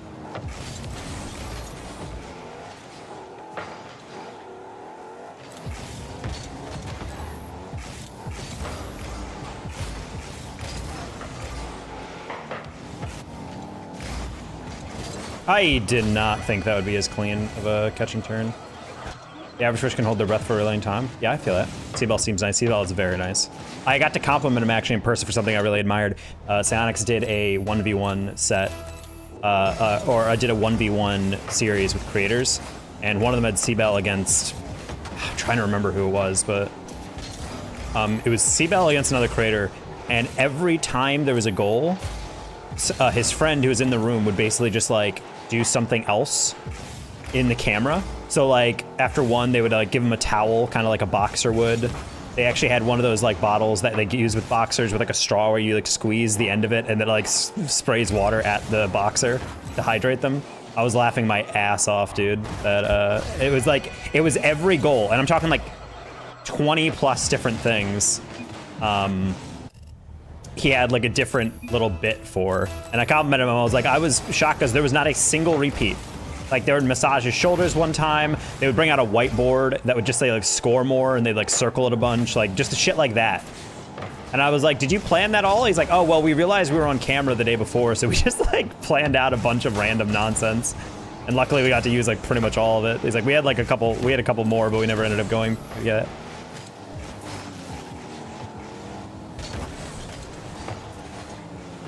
Mixed feeling about Bates losing this one. Bates not gonna lose this one. He's with a very good team.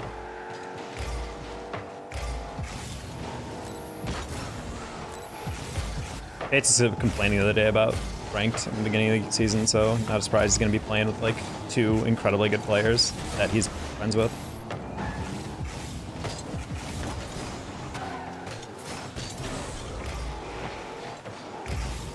Yeah, it was a super funny skit that they were doing. And personally, that's what made me like really hop on board with like watching a lot more CBell content, because I don't really watch YouTube stuff. And I had like heard of CBell, but not really watched any of his stuff. But I was like, that stuff was so funny that I'm like, I can't help it but like be a fan of that. Like that's what people should be doing. There's a lot of people who get into competitions like that and they just try to play it straight. And I'm like, nah, like everything can be content, so why not make it content? Oh, no shot.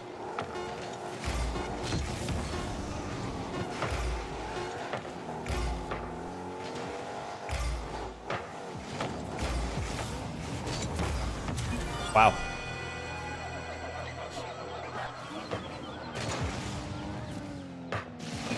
That was really smart by Woody.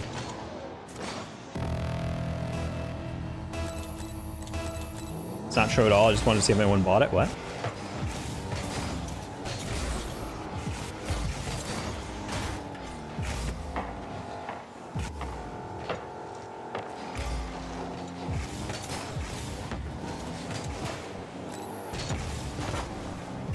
Thank you, Woody.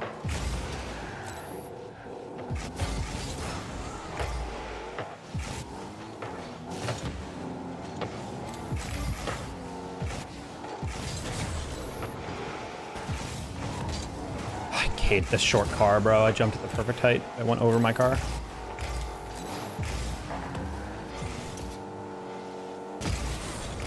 I was gonna try to hit that, but I was like halfway through.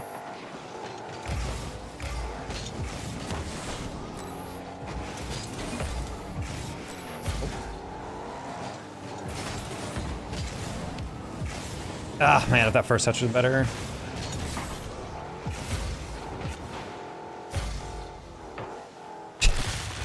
Ah, yes. Sad.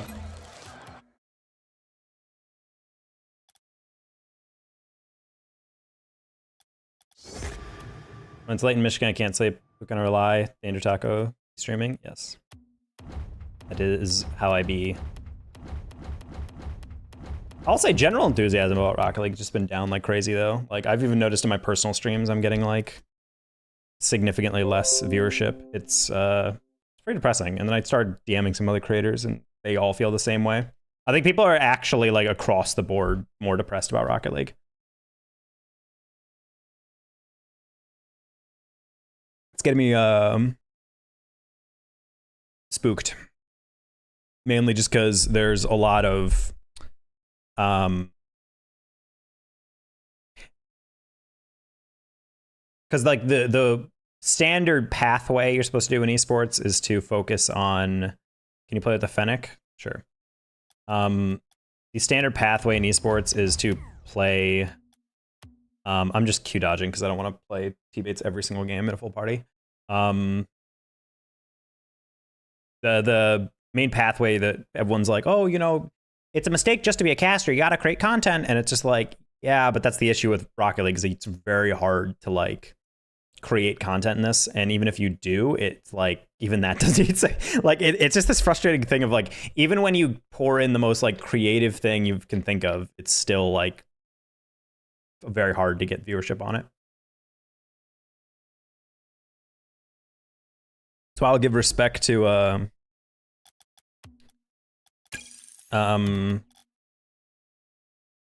Gizmo, I want to say, is the YouTuber. He's made 2 videos, and his first video they ever uploaded on that YouTube, on his first YouTube channel, got 596K.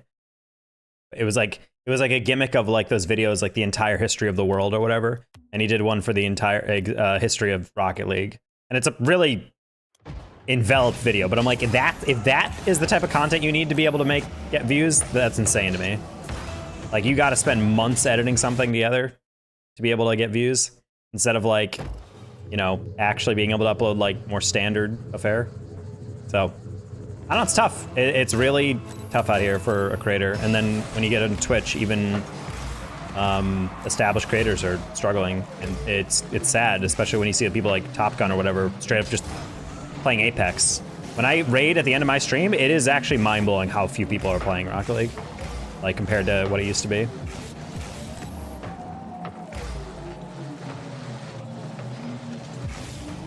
That was a good fake by them. Oh, Impo, thought you were taking that, my bad.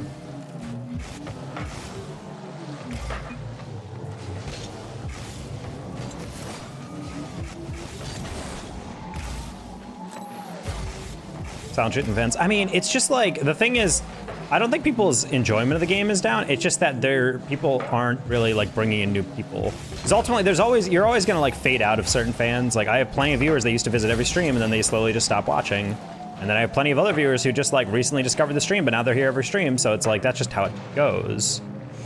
But I just feel like it's rough because I feel like there's not like many viewers that are like coming in anymore. There's very few like new viewers like, oh, I just started watching Rocket League stuff. Oh, I'm new to the game, da da da da. And I'm like, that's my bigger concern. Player numbers, players like, oh, how many people are actually on the game right now, da da da da. Oh, the game's dying, whatever. I'm like, that's not super concerning to me up until we're starting to see like there's almost like a moral reason people aren't playing. Like the amount of time people will have like the comment section on like every single social media is just completely chock full of like people angry at Psyonix about trading, about just in general like cosmetic stuff being the only content we're getting. I think it's sad, and I think it kind of reaffirms the idea that like if you are a competitive grinder, like you can be satisfied. Like I don't mind playing this game, like it can be a fun time, but it is definitely a little tilting if you're a casual and you just don't feel like grinding ranked out. Like, what else are you supposed to do? Like, sure, play casuals, but like, you can't even play fun modes in casual. You have to play 1, 2, or 3. Nice pass. Now that Rocket Racing is lies, I really think people are overestimating how many people will come to Rocket League from Rocket Racing. I really don't anticipate it doing much. They're just such different games. Like, I still think it's stupid that Rocket League is categorized under the racing category on Steam. What does this game possibly have to do with racing?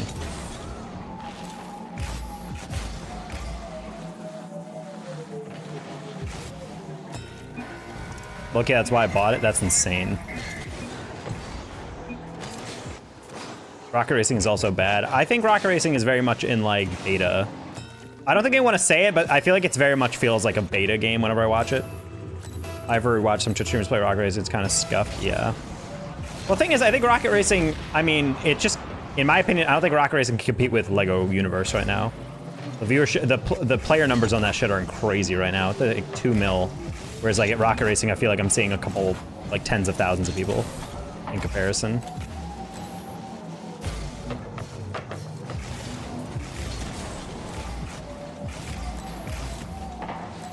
I mean, I don't know. It just makes me sad because it's like I know UE5 is coming, like in my bones. I know it, and through like not confirmation, but very much like heavy hints, I feel like that UE5 is in the works at Psyonix.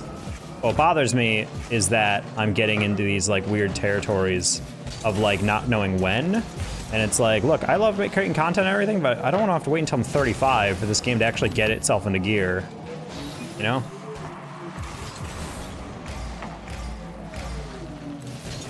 Because the biggest crime that this game is going to be, I think at the end of the day, I will be a little bit calmer once RLCS kicks back up. Because RLCS always kickstarts people to watch this game again and play this game again. I cleft eye, was not sure what happened there.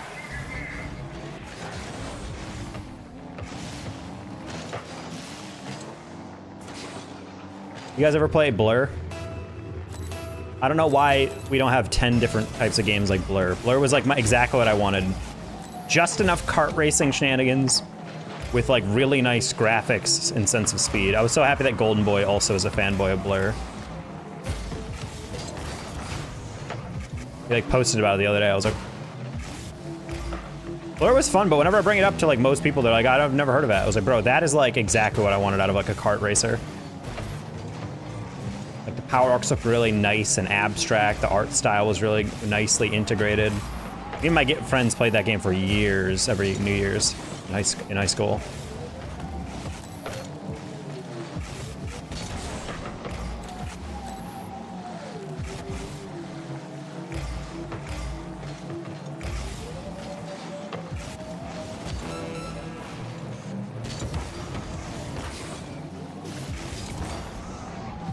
CTR is OP. What?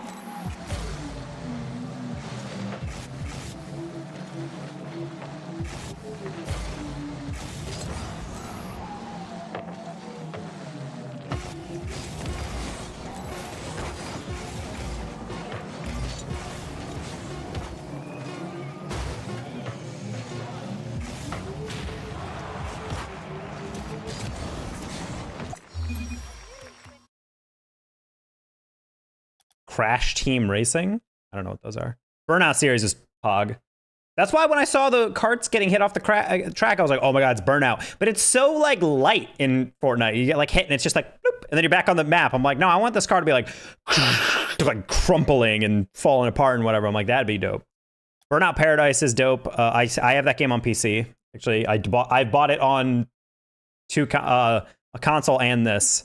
Same with Horizon Zero Dawn because I just wanted to play it on PC, but like, yeah, Burnout is an incredible game. Burnout Revenge is one of my like favorite games of all time.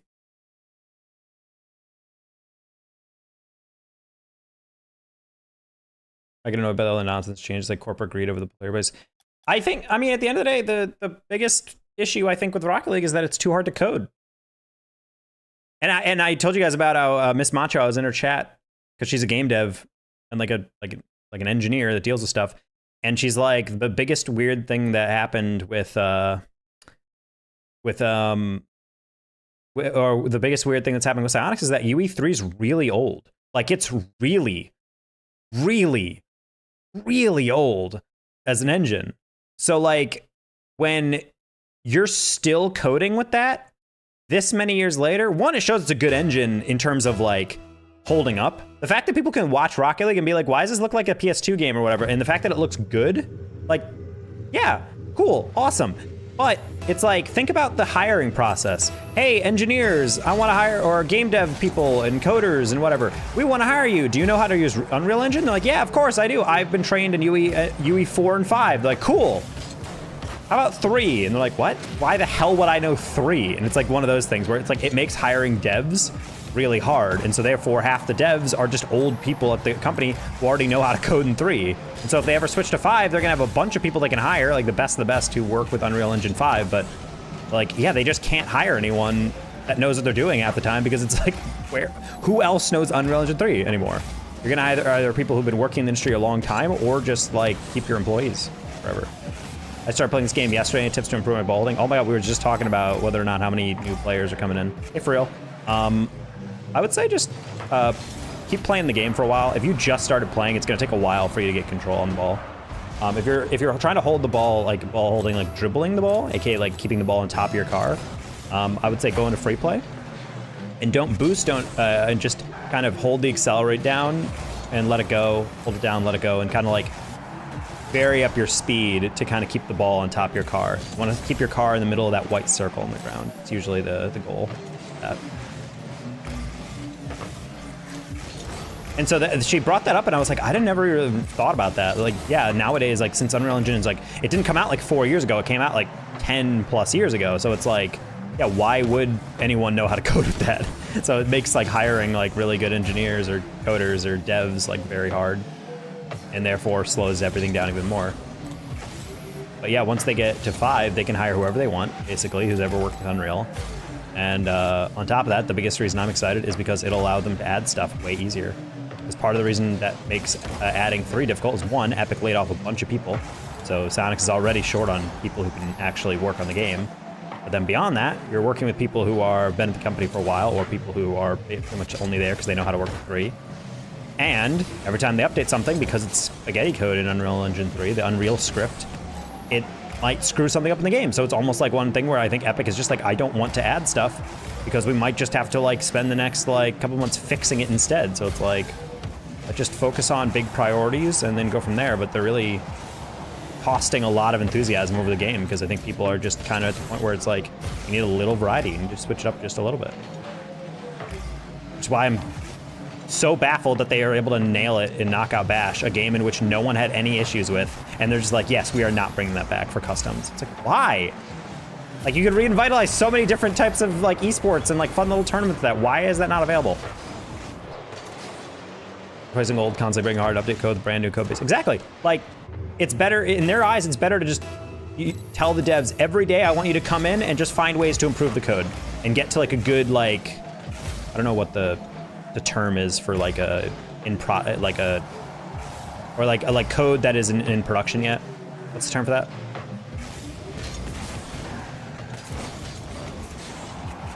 Stable release? Sure. Like I think they're just literally like you're gonna come in every day and just try to fix all the bugs and slowly just improve everything, make it more stable, and then like over time we can like focus on big picture things. But for right now, we should just make sure this game is like flawless in the future. And everyone's like, oh, they're gonna. I thought the most hilarious one was like, they're gonna Unreal Engine 5 right before the season begins. I'm like, can you imagine the RLCS pros scrimming and training and doing all this stuff in Unreal Engine 3 and then just like, just kidding, Unreal Engine 5? Like, that would be, what are they, Overwatch? Staging? Sure, I don't know. No, not beta, but like when you already have a product and you're like working on it behind the scenes, basically. Before you push the code to like live, like what's it called?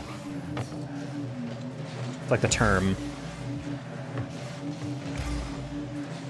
Granted, you might be using the correct one. I just feel like I'm not hearing the word that... Oh, that's it? It's called staging? Okay. Well, then never mind. I've never heard that.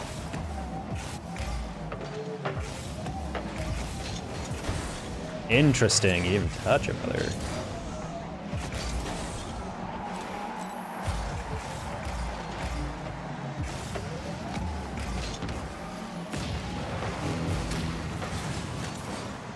Not a huge fan of multiple SSL tags in the other team, and I have a Season 9 GC on my team.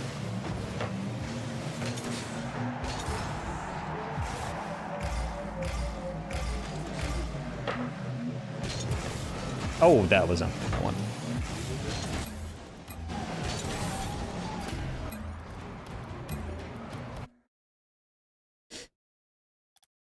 All these devs in the chat. This fucking shit piece of shit fucking sucks iteration, yeah. By the way, to real earlier in the chat, this is what I was talking about. Like literally just get the ball in front of you and learn how to pop and then turn underneath it.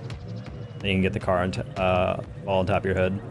And then you're pretty much just trying to keep your ball, the car in the middle of the circle. And what I'm doing, I'm just using accelerator. And I'm pressing it in and like letting it go as I speed up. You don't always just want to keep it pinned in.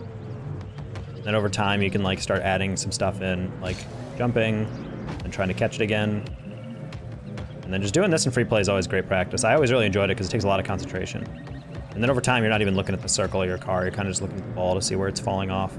You can kind of adjust accordingly. And you can start getting like a little weird. Adding in boost, adding in flicks, etc. So it's a really nice little thing to work on in free play. Also learning how to like do hard turns or something like that. Learning how to get it back right in your car.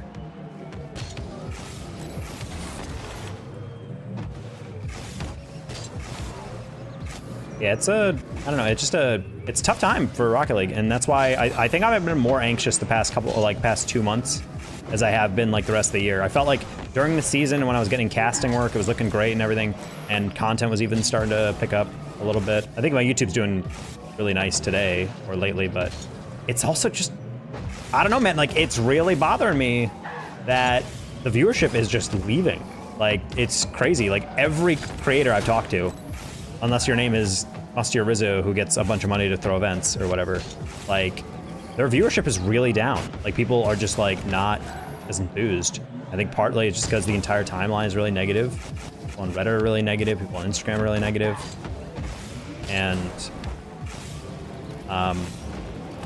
just genuinely everyone is going away. There's a lot of creators who are going into variety just because they don't want to play Rocket League anymore. I'm not necessarily at that point, but like I definitely find it really frustrating that like I don't have anything to analyze for Rocket League or like RLCS. So I'm kind of stuck in this weird place where it's like, okay, well, I don't really have much stuff to like talk about as an analyst or coach. And community stuff isn't really my thing, but do I have to pivot to community stuff? Like, I'm blown away. I never thought of just doing what Jorby does, is just do community tournaments and cast over it. Like, that's very smart from him. But then again, if I came up with that idea first, I guarantee it's nowhere near successful. It's half of the fun of it is like, oh my god, I'm on an RLCS caster stream or something like that, you know? So, it's tough. It's tough out here to make content and actually be enthused about progress when I know that Rocket League already is like very difficult to get views in. Like when I'm seeing like 1 million subscriber YouTube viewers in Rocket League put out videos and they're not even clearing 30K views, I mean that worries me. Makes me anxious, bro. There's another game, Elden Ring for sure. That's why I mentioned I'm probably gonna put finishing touches on a Elden Ring streaming channel in the future. Just because, or Elden Ring or RPGs in the future. Not necessarily like speed running. I mean, maybe if I really want to dedicate myself to stuff like that, but like definitely playing RPGs and getting into like challenge runs of those games or something. I love that content on YouTube. That's pretty much all I consume. If it's not if it's not like some form of video essay or something. So I'm really into that. They finally plat it. Nice.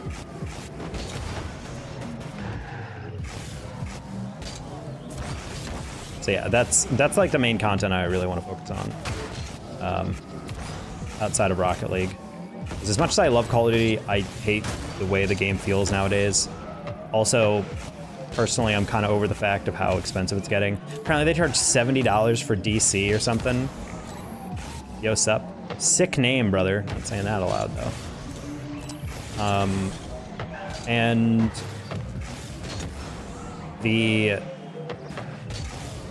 as much as like it's fun to be able to get into content scene and be able to make some progress, it's just like, I don't know, it feels very futile right now, and I'm gonna reserve any more anxiety till mid-January probably when RLCS returns or something, because I feel like then it'll be a little more reinvigorated. But I don't know, hopefully we get something more than that, you know? Thanks, you should read it. Nope, pretty easy. I've been streaming for 4+ years, so you see all the joke names. The moment I see Ice, and then the Swallow, and then it's like, oh, well, there it is.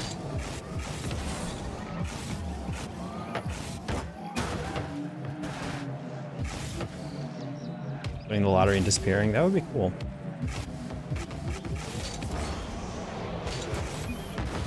I've never understood these people who won like a lottery and then the paper's like, do you want your photo taken? And they're like, yeah, totally. And I'm like, why in the world would anyone want it to be public knowledge that they've become rich?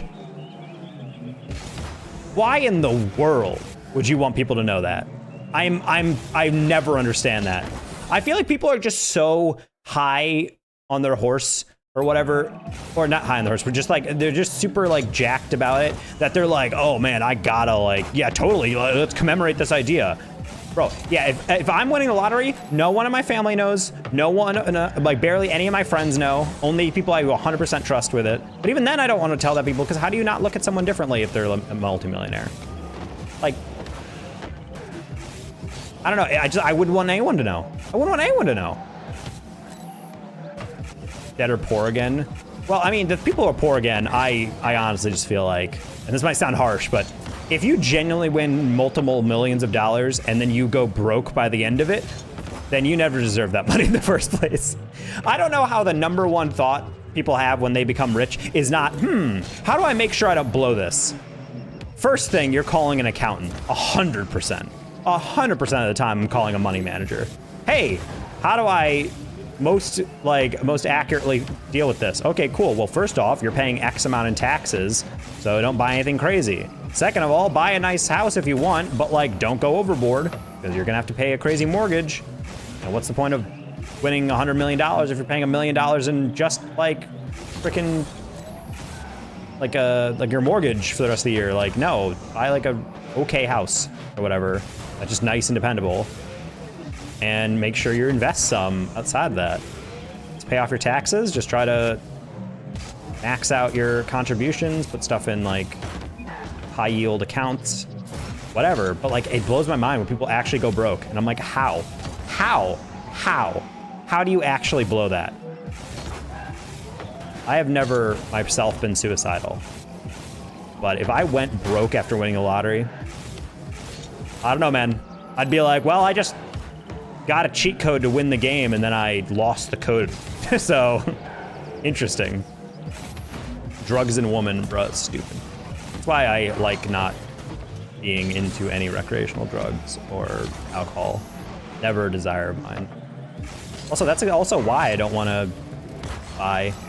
There's a concern that a lot of millionaires and celebrities have of like, how do you date people in your life when people know you're wealthy? Because there are some people that will just want to flirt with you just to be wealthy or something. Because they'll have everything taken care of. They'll just be like a trophy wife or husband.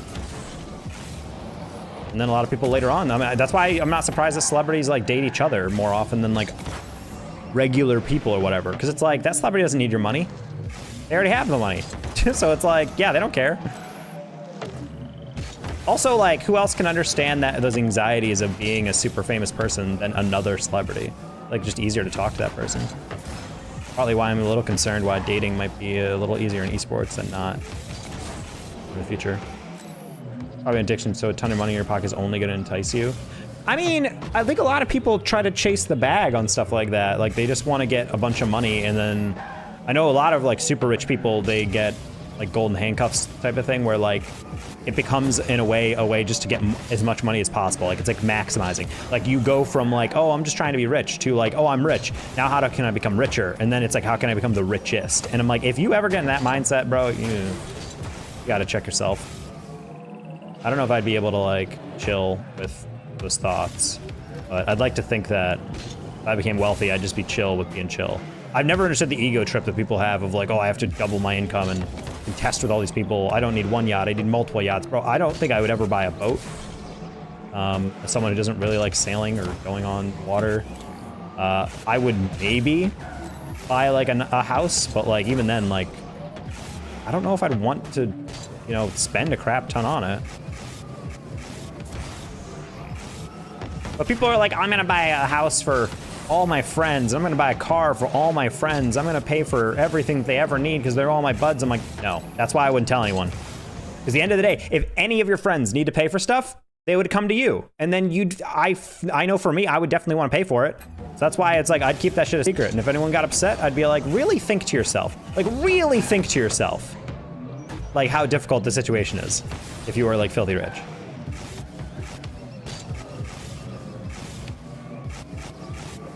If no one knew, then I could just be completely happy and no one else would be the wiser. Whereas if I tell everyone, I feel like my life would be stressful just because I wouldn't know who to trust. Also, hello, Storm Chaser. I saw you earlier. I said hey earlier. Hopefully you're having a good night. I'll be your advisor when you win the lotto. Excellent. Well, I don't play the lotto, so that's not gonna happen.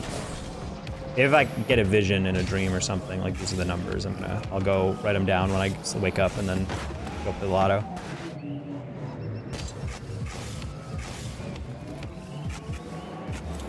I'll upgrade to economy plus. I will say that's probably the bougiest thing I'll do. If I was on a flight, I would definitely go first class every time. That's probably the bougiest thing I'd spend more money on.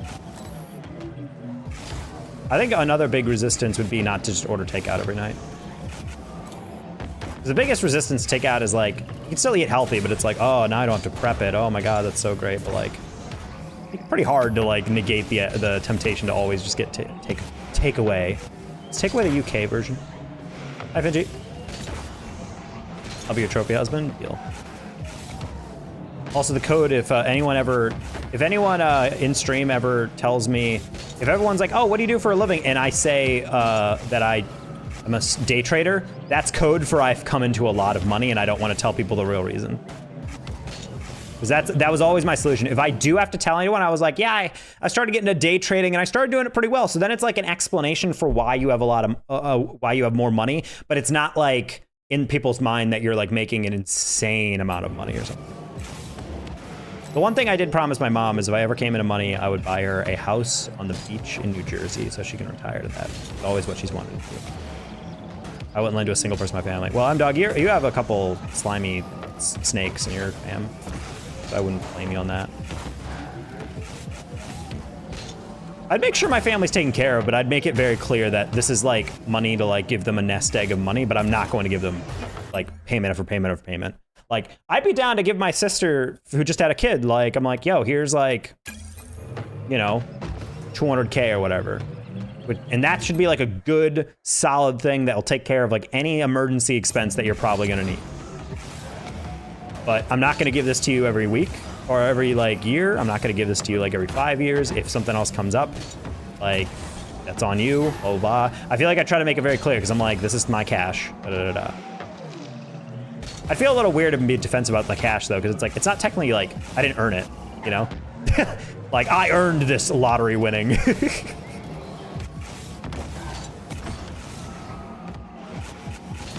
I'm on a special contract with my university, and apparently I'm supposed to get like 7 to 10K. Nice.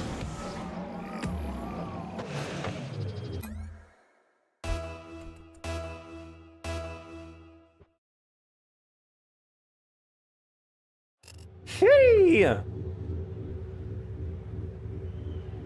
She just woke up. Hey, above average Mason.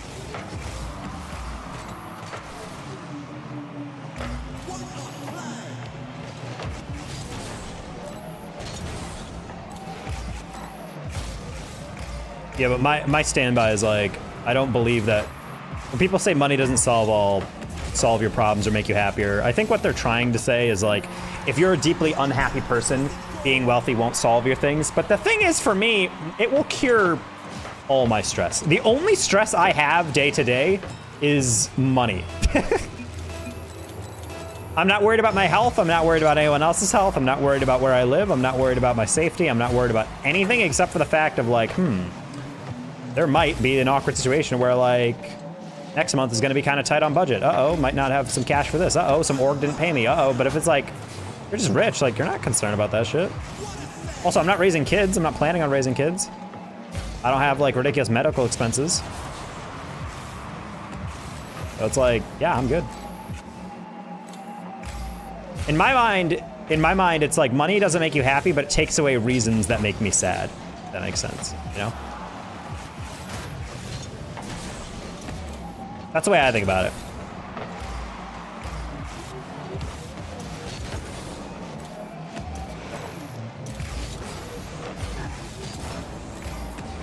Different levels of rich. For me, I would consider rich like where doctors sit at like 300+ K or something like that. I feel like other than that, people are like well off. I think of well off as people who are comfortable. Like they can't afford absolutely everything and they're not living in like a, you know, 9-bedroom mansion or whatever, but like they're doing fine. They can afford everything they need. They have like a good budget set up. They have savings. But like rich, I feel like for me is like once you start getting into like a third and up of $1 million, where like you're able to spend pretty recklessly because you're just bringing in so much money. Like if you're like a genuine millionaire year to year, like yeah, you're having so much money.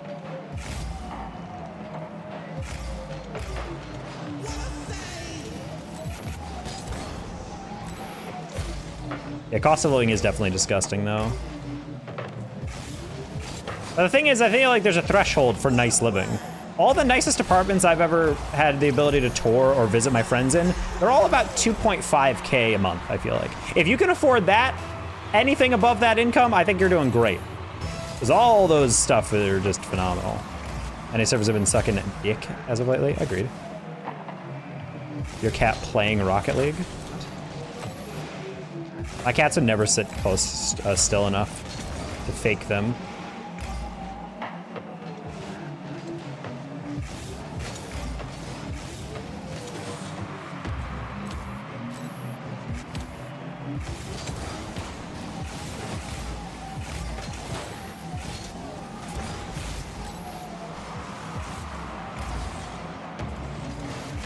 Oh, I don't even think Kipper beat me to that. Buenos dias. How you doing, Dinah?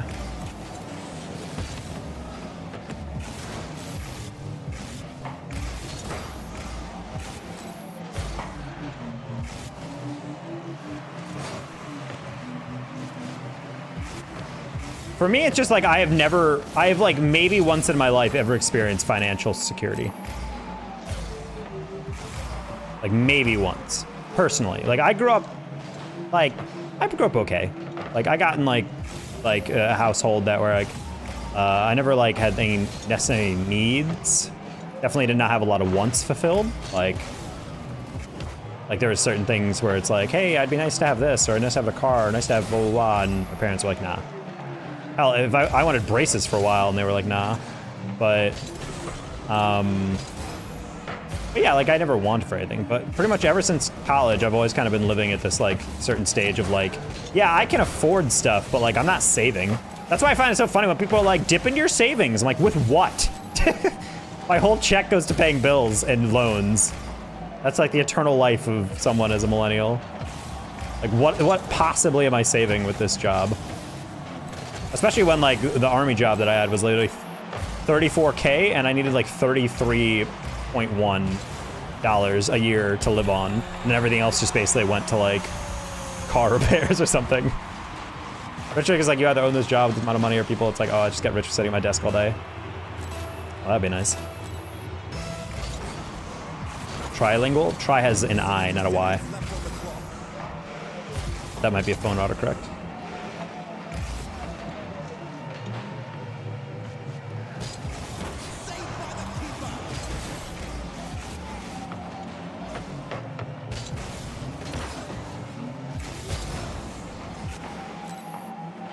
It was intentional? How's it a joke? What? It's a trilingual because you're trying new languages?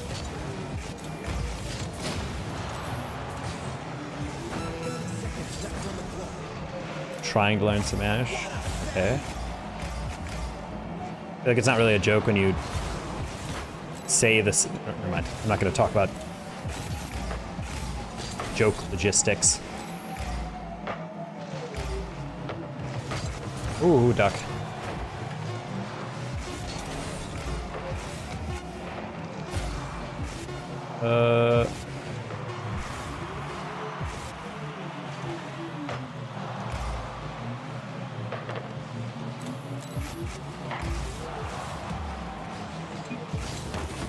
Just not a fan of using the word as a pun and then immediately using the word in its normal function immediately afterwards.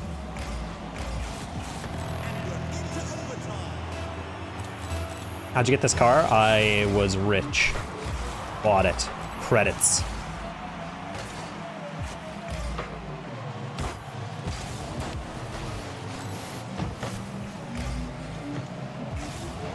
Oh, it's beautiful! Why are you using that engine sound? I don't even hear the engine sound. It's so funny to me in my mix, I never hear the engine sound. You guys always do.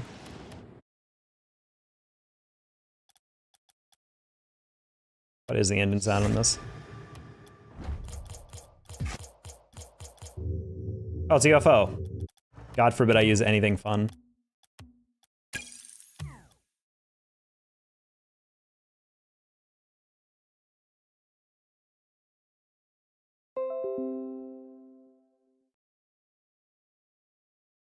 Did you hear about why the Panera lemonade is killing people? I was actually blown away. I actually could not believe what I read. So if you guys have not heard, Panera has a lemonade, and apparently 2 people have died after drinking it. And everyone's just like, how is the lemonade killing you? Apparently, they don't make it super clear, but they put caffeine in the lemonade. So it's like a little pick-me-up, and it's like, oh, that's kind of cool. It's like, that's nice. What about it? They have 390 milligrams of caffeine in that lemonade serving. Who fucking needs that much caffeine in a lemonade? Think about how much espresso has, and think about how much Monster has, and know that a lemonade from a fucking soup and bread company has more. 390 milligrams.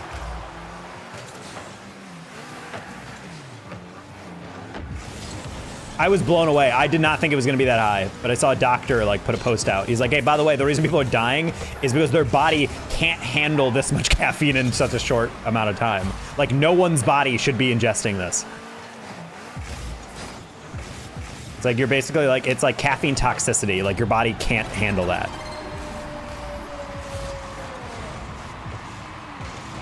Yeah, it's 65 milligrams per, or it's like 55 or 65 milligrams of like per espresso shot.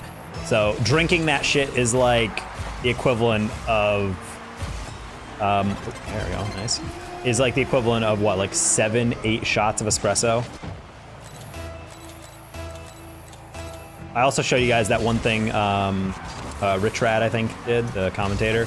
He works at Starbucks on the side, and he had someone come in and order literally like a 500 milligram of caffeine espresso order. It's like 10 shots or something of espresso.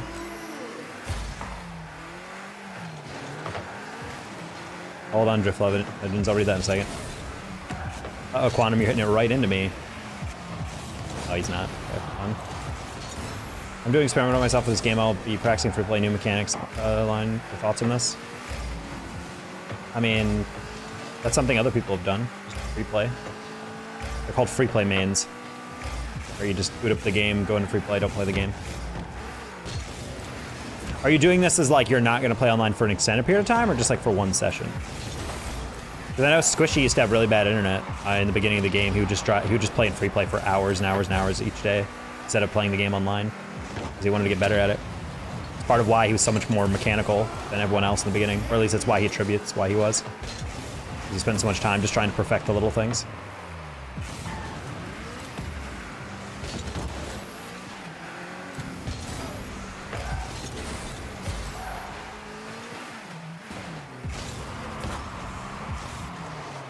Online for a month? Oh, dang. That could be nice. I think it's going to be hard to stay motivated, but I think free play and custom training are going to be your best friend. Just try to make sure you're practicing things in repetition. Don't just fly around free play and kind of go for stuff. Like, try to deliberately work on individual things. I think it's that when I use to see the best improvement is when I try to fixate on one like mechanic or one like category of my play. Like, I'm just going to focus on air dribbles. I'm just going to focus on ground air dribbles. I'm going to focus on flicks. I'm going to focus on catches and recoveries. I'm going to focus on da-da-da. I feel like that's the best way to play the game. I don't want to do his idea to add any caffeine. Well, the thing is, like, I don't mind the idea of caffeine. I think that's, like, sure, why not? Go for it. Well, the fact that it's legitimately just like nearly 400 milligrams of caffeine. Also, the concentration of that shit, because imagine how large like a medium drink is, you know?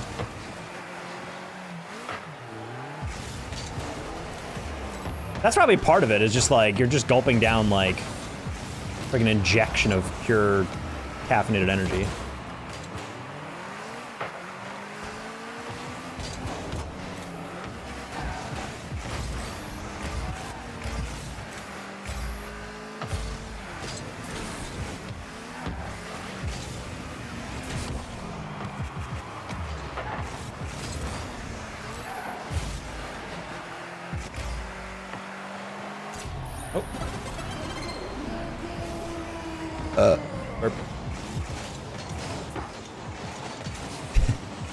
I actually immediately texted my sister about it because she loves Panera. I'm like, please tell me you haven't gotten the Panera lemonade. She's like, no, I've heard bad things about it. Why? And I'm like, bruh.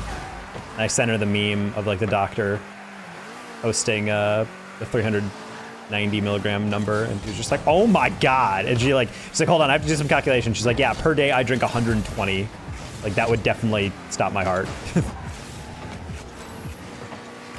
When God give you lemons, you find a new God.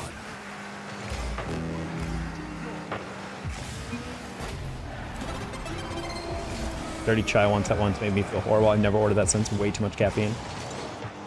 Yeah, like the most caffeine I've ever drank in like a day is 300, but that was off of one can of like the 300 Monster or the Rockstar because I accidentally ordered. I thought all Rockstars were the same milligrams of caffeine, so when I ordered the 300, I was like, oh, it's actually kind of troubling how many energy drinks are 300 by default. Like, I've been looking around, like sometimes when I'll go to the store, I'll go to get like a little like body armor or like some nice like a hydrate stuff. And then literally all of them are just 300, 300, 300, 300, 300. I was like, I don't need that much. I drink 160 a day, and sometimes I don't even drink all of it. I drink like half on a stream or something. Energy drinks taste so gross. Well, that's why I like the Rockstar recoveries, because they're just like juice. There's no carbonation. They're not trying to do like, this is fatal ice blast straight up your ass. And I'm like, nah, I'm good. I just want like mango or orange.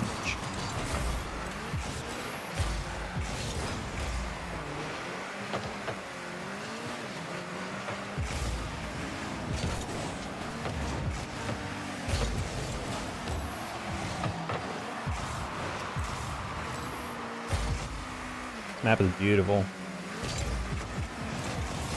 Oh wait, it's Manny. What's up?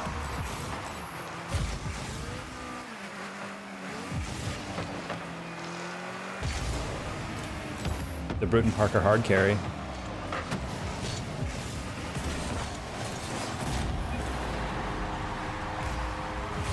Ice blast over your ass.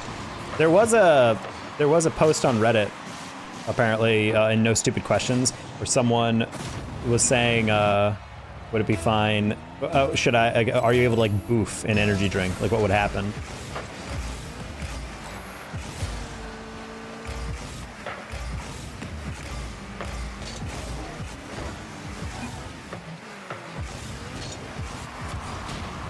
Oh. Supposed to drink drinks? Butt chug them? Wow, Andy, that's really how you've been living? No, absolutely no butt chugging? Okay, buddy. What are you, one of the Puritans? Pilgrim ass Mayflower looking ass. Those well-known Mexican origin pilgrims coming from Europe. Hi, Seth. Also, thank you for everyone who's been checking out the YouTube stream. Again, very nice. If you have your time, definitely wander over there, check it out. Ah! Cool, Manny.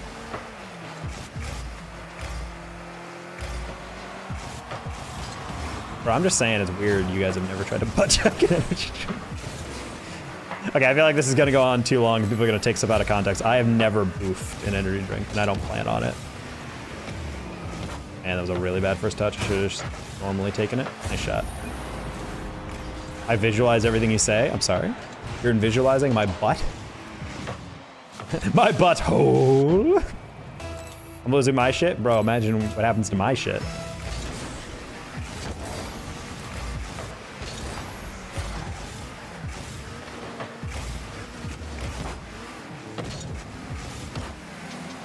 Oh, I didn't want to flip into it because I felt like I was going to be below it. And I could have just jumped higher, but you know.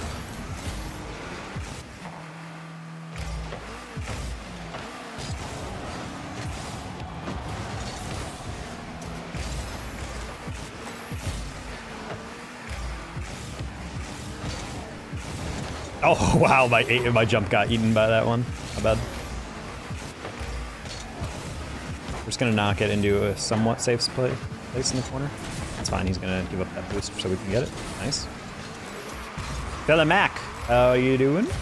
Welcome in. Oh, hold on, Manny. Guys, I'm just saying, all of this whole thing, getting boofed right up the butt with a funnel, you know?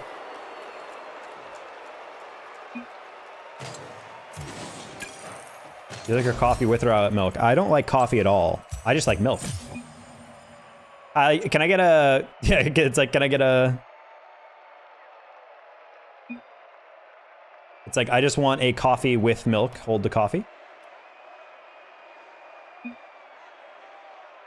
I feel like the only way I've ever tried coffee and I could tolerate it was with a bunch of cream and sugar. And at a certain point, is that even coffee? Am I just drinking a sugary treat?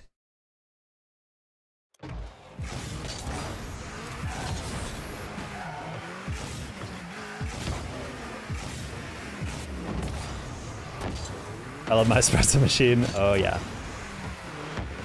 Bro, those like coffee freaks on YouTube, the people who are like buying espresso machines and like the best possible equipment to get the maximal flavor from the bean and something. They have like chemistry kits and shit, and I'm like, bruh. It's a lot of care for coffee. Those people fuck coffee. Snickers creamer. Ooh. Oh.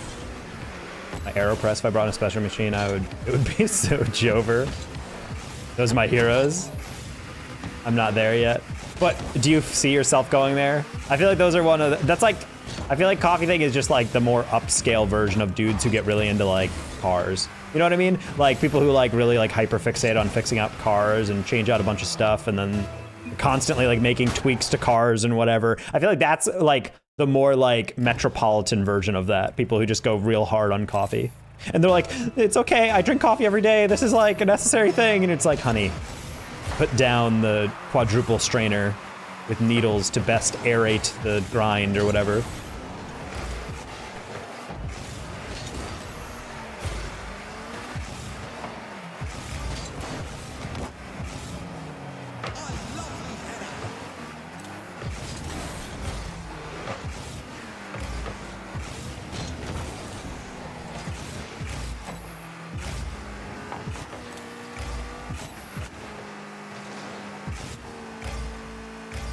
Not liking the Sunday? It's Sunday already?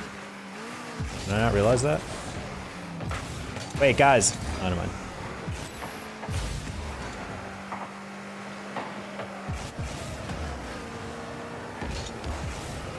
"12 minutes, it's my birthday."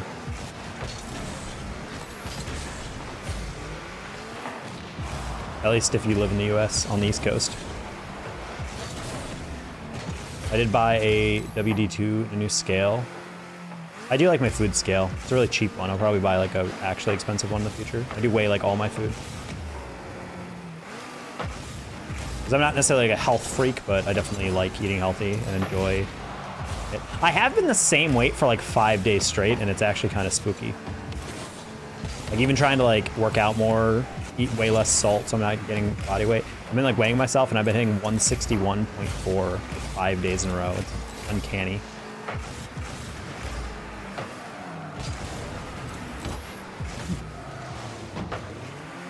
Stars come bone dust. That is exactly what happens every time I age. You have a cupcake and a candle? Nope, I don't. It's the awkward part about streaming overnight every night. I don't think I have any treat. My sister was like, how are you planning to celebrate? I'm like, I'm not. She was just like, no. And I was like, what? She was upset at me.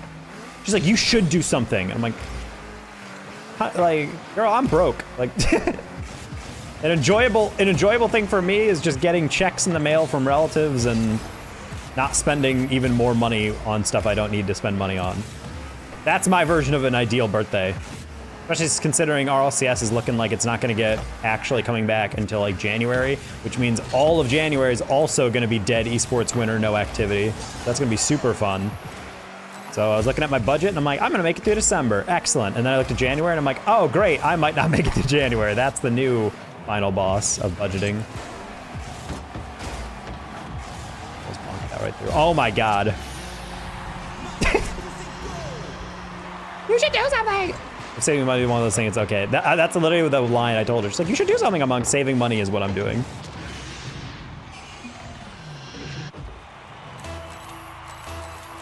I mean, I think the maximum amount of celebration I'll do is I will go to the corner store, take a 5-minute walk, and buy myself an ice cream sandwich. Or maybe go to Dunkin' Donuts and just grab some donuts. Tell them it's my birthday and see if they give me a discount. Because donuts are expensive, obviously. Actually, maybe don't go to Dunkin'. Drew's gonna be upset. There's like a really nice ass Dunkin' like specialty donut place. But, you know, those donuts are only like $7 each, you know? Those really fucking over the top ones. Make it a Reese's Klondike. I should install Treat Stream, then you guys could just like buy me food for my birthday. Wait, actually, I have a free meal from Chipotle on my app. Okay, cool, I'm getting Chipotle tomorrow. That'll be my treat to myself. I just realized I had that saved up for like forever for reward points. I was waiting for a day where like my oven was broken. I was having like a really crappy day and I just can't even like make food. Sometimes depression hits like that.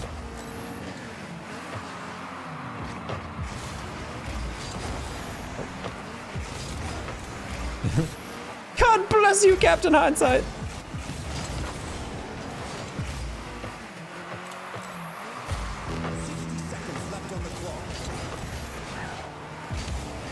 Why? Why? Why? Why taco? I turned on that just because I knew Reddy and them were going to be pretty far back.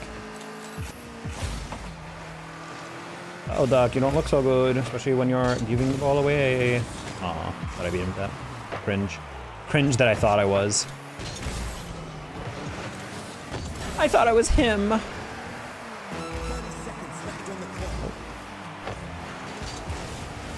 I just blind aerialed. I knew I wasn't getting that, but I'm like, fuck it.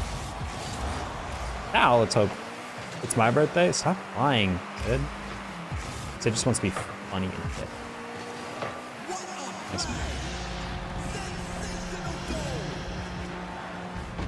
Just kidding. If it is actually your birthday, that's very cool. December 9th birthday.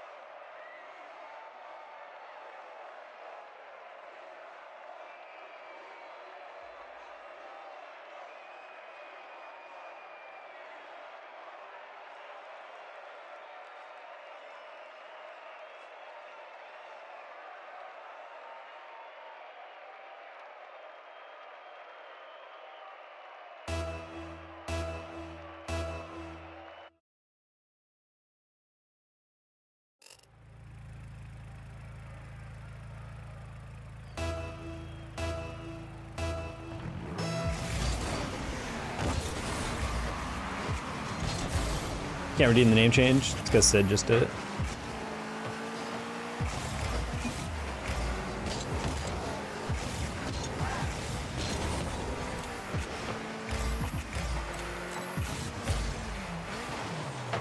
No.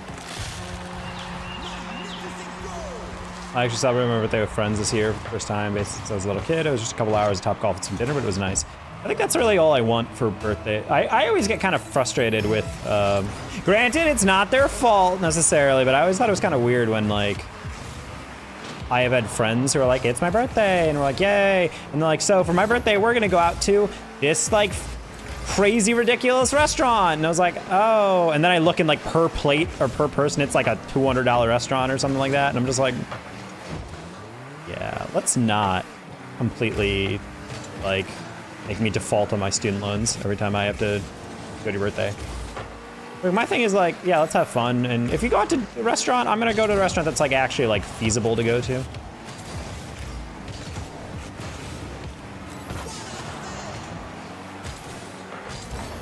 Okay, a $200 person is like not really true, but it was like $120 type of stuff, like a steakhouse.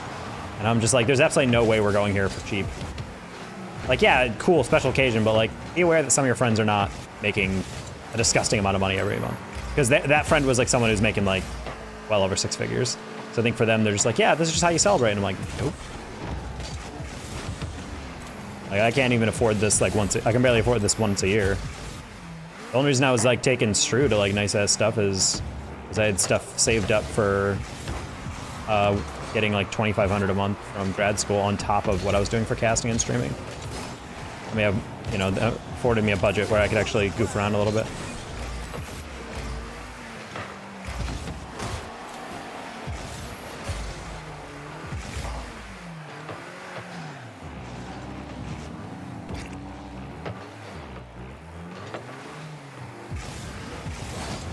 Oh.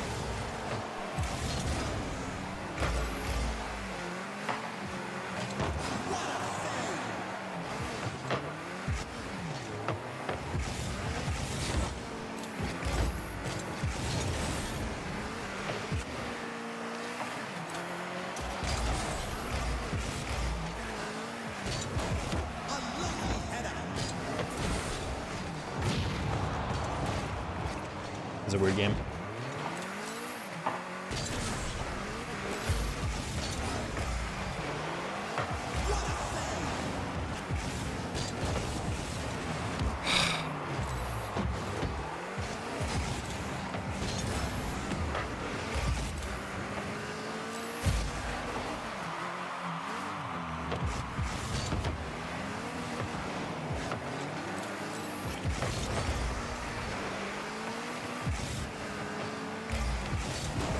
Oh. Oh. How about how sweet your coffee was? Pain.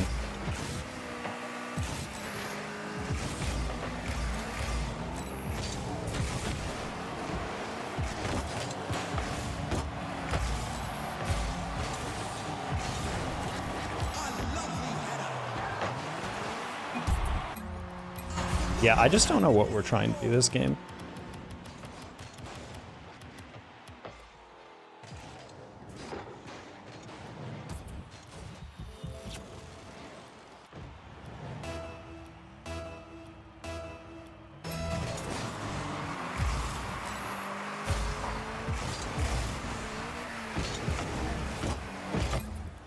Yeah, I actually didn't mean to fail slip like that.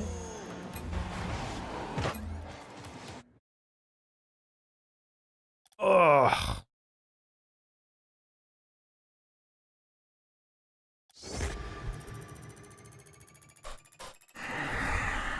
Alright, I got kind of bothered, so I'm gonna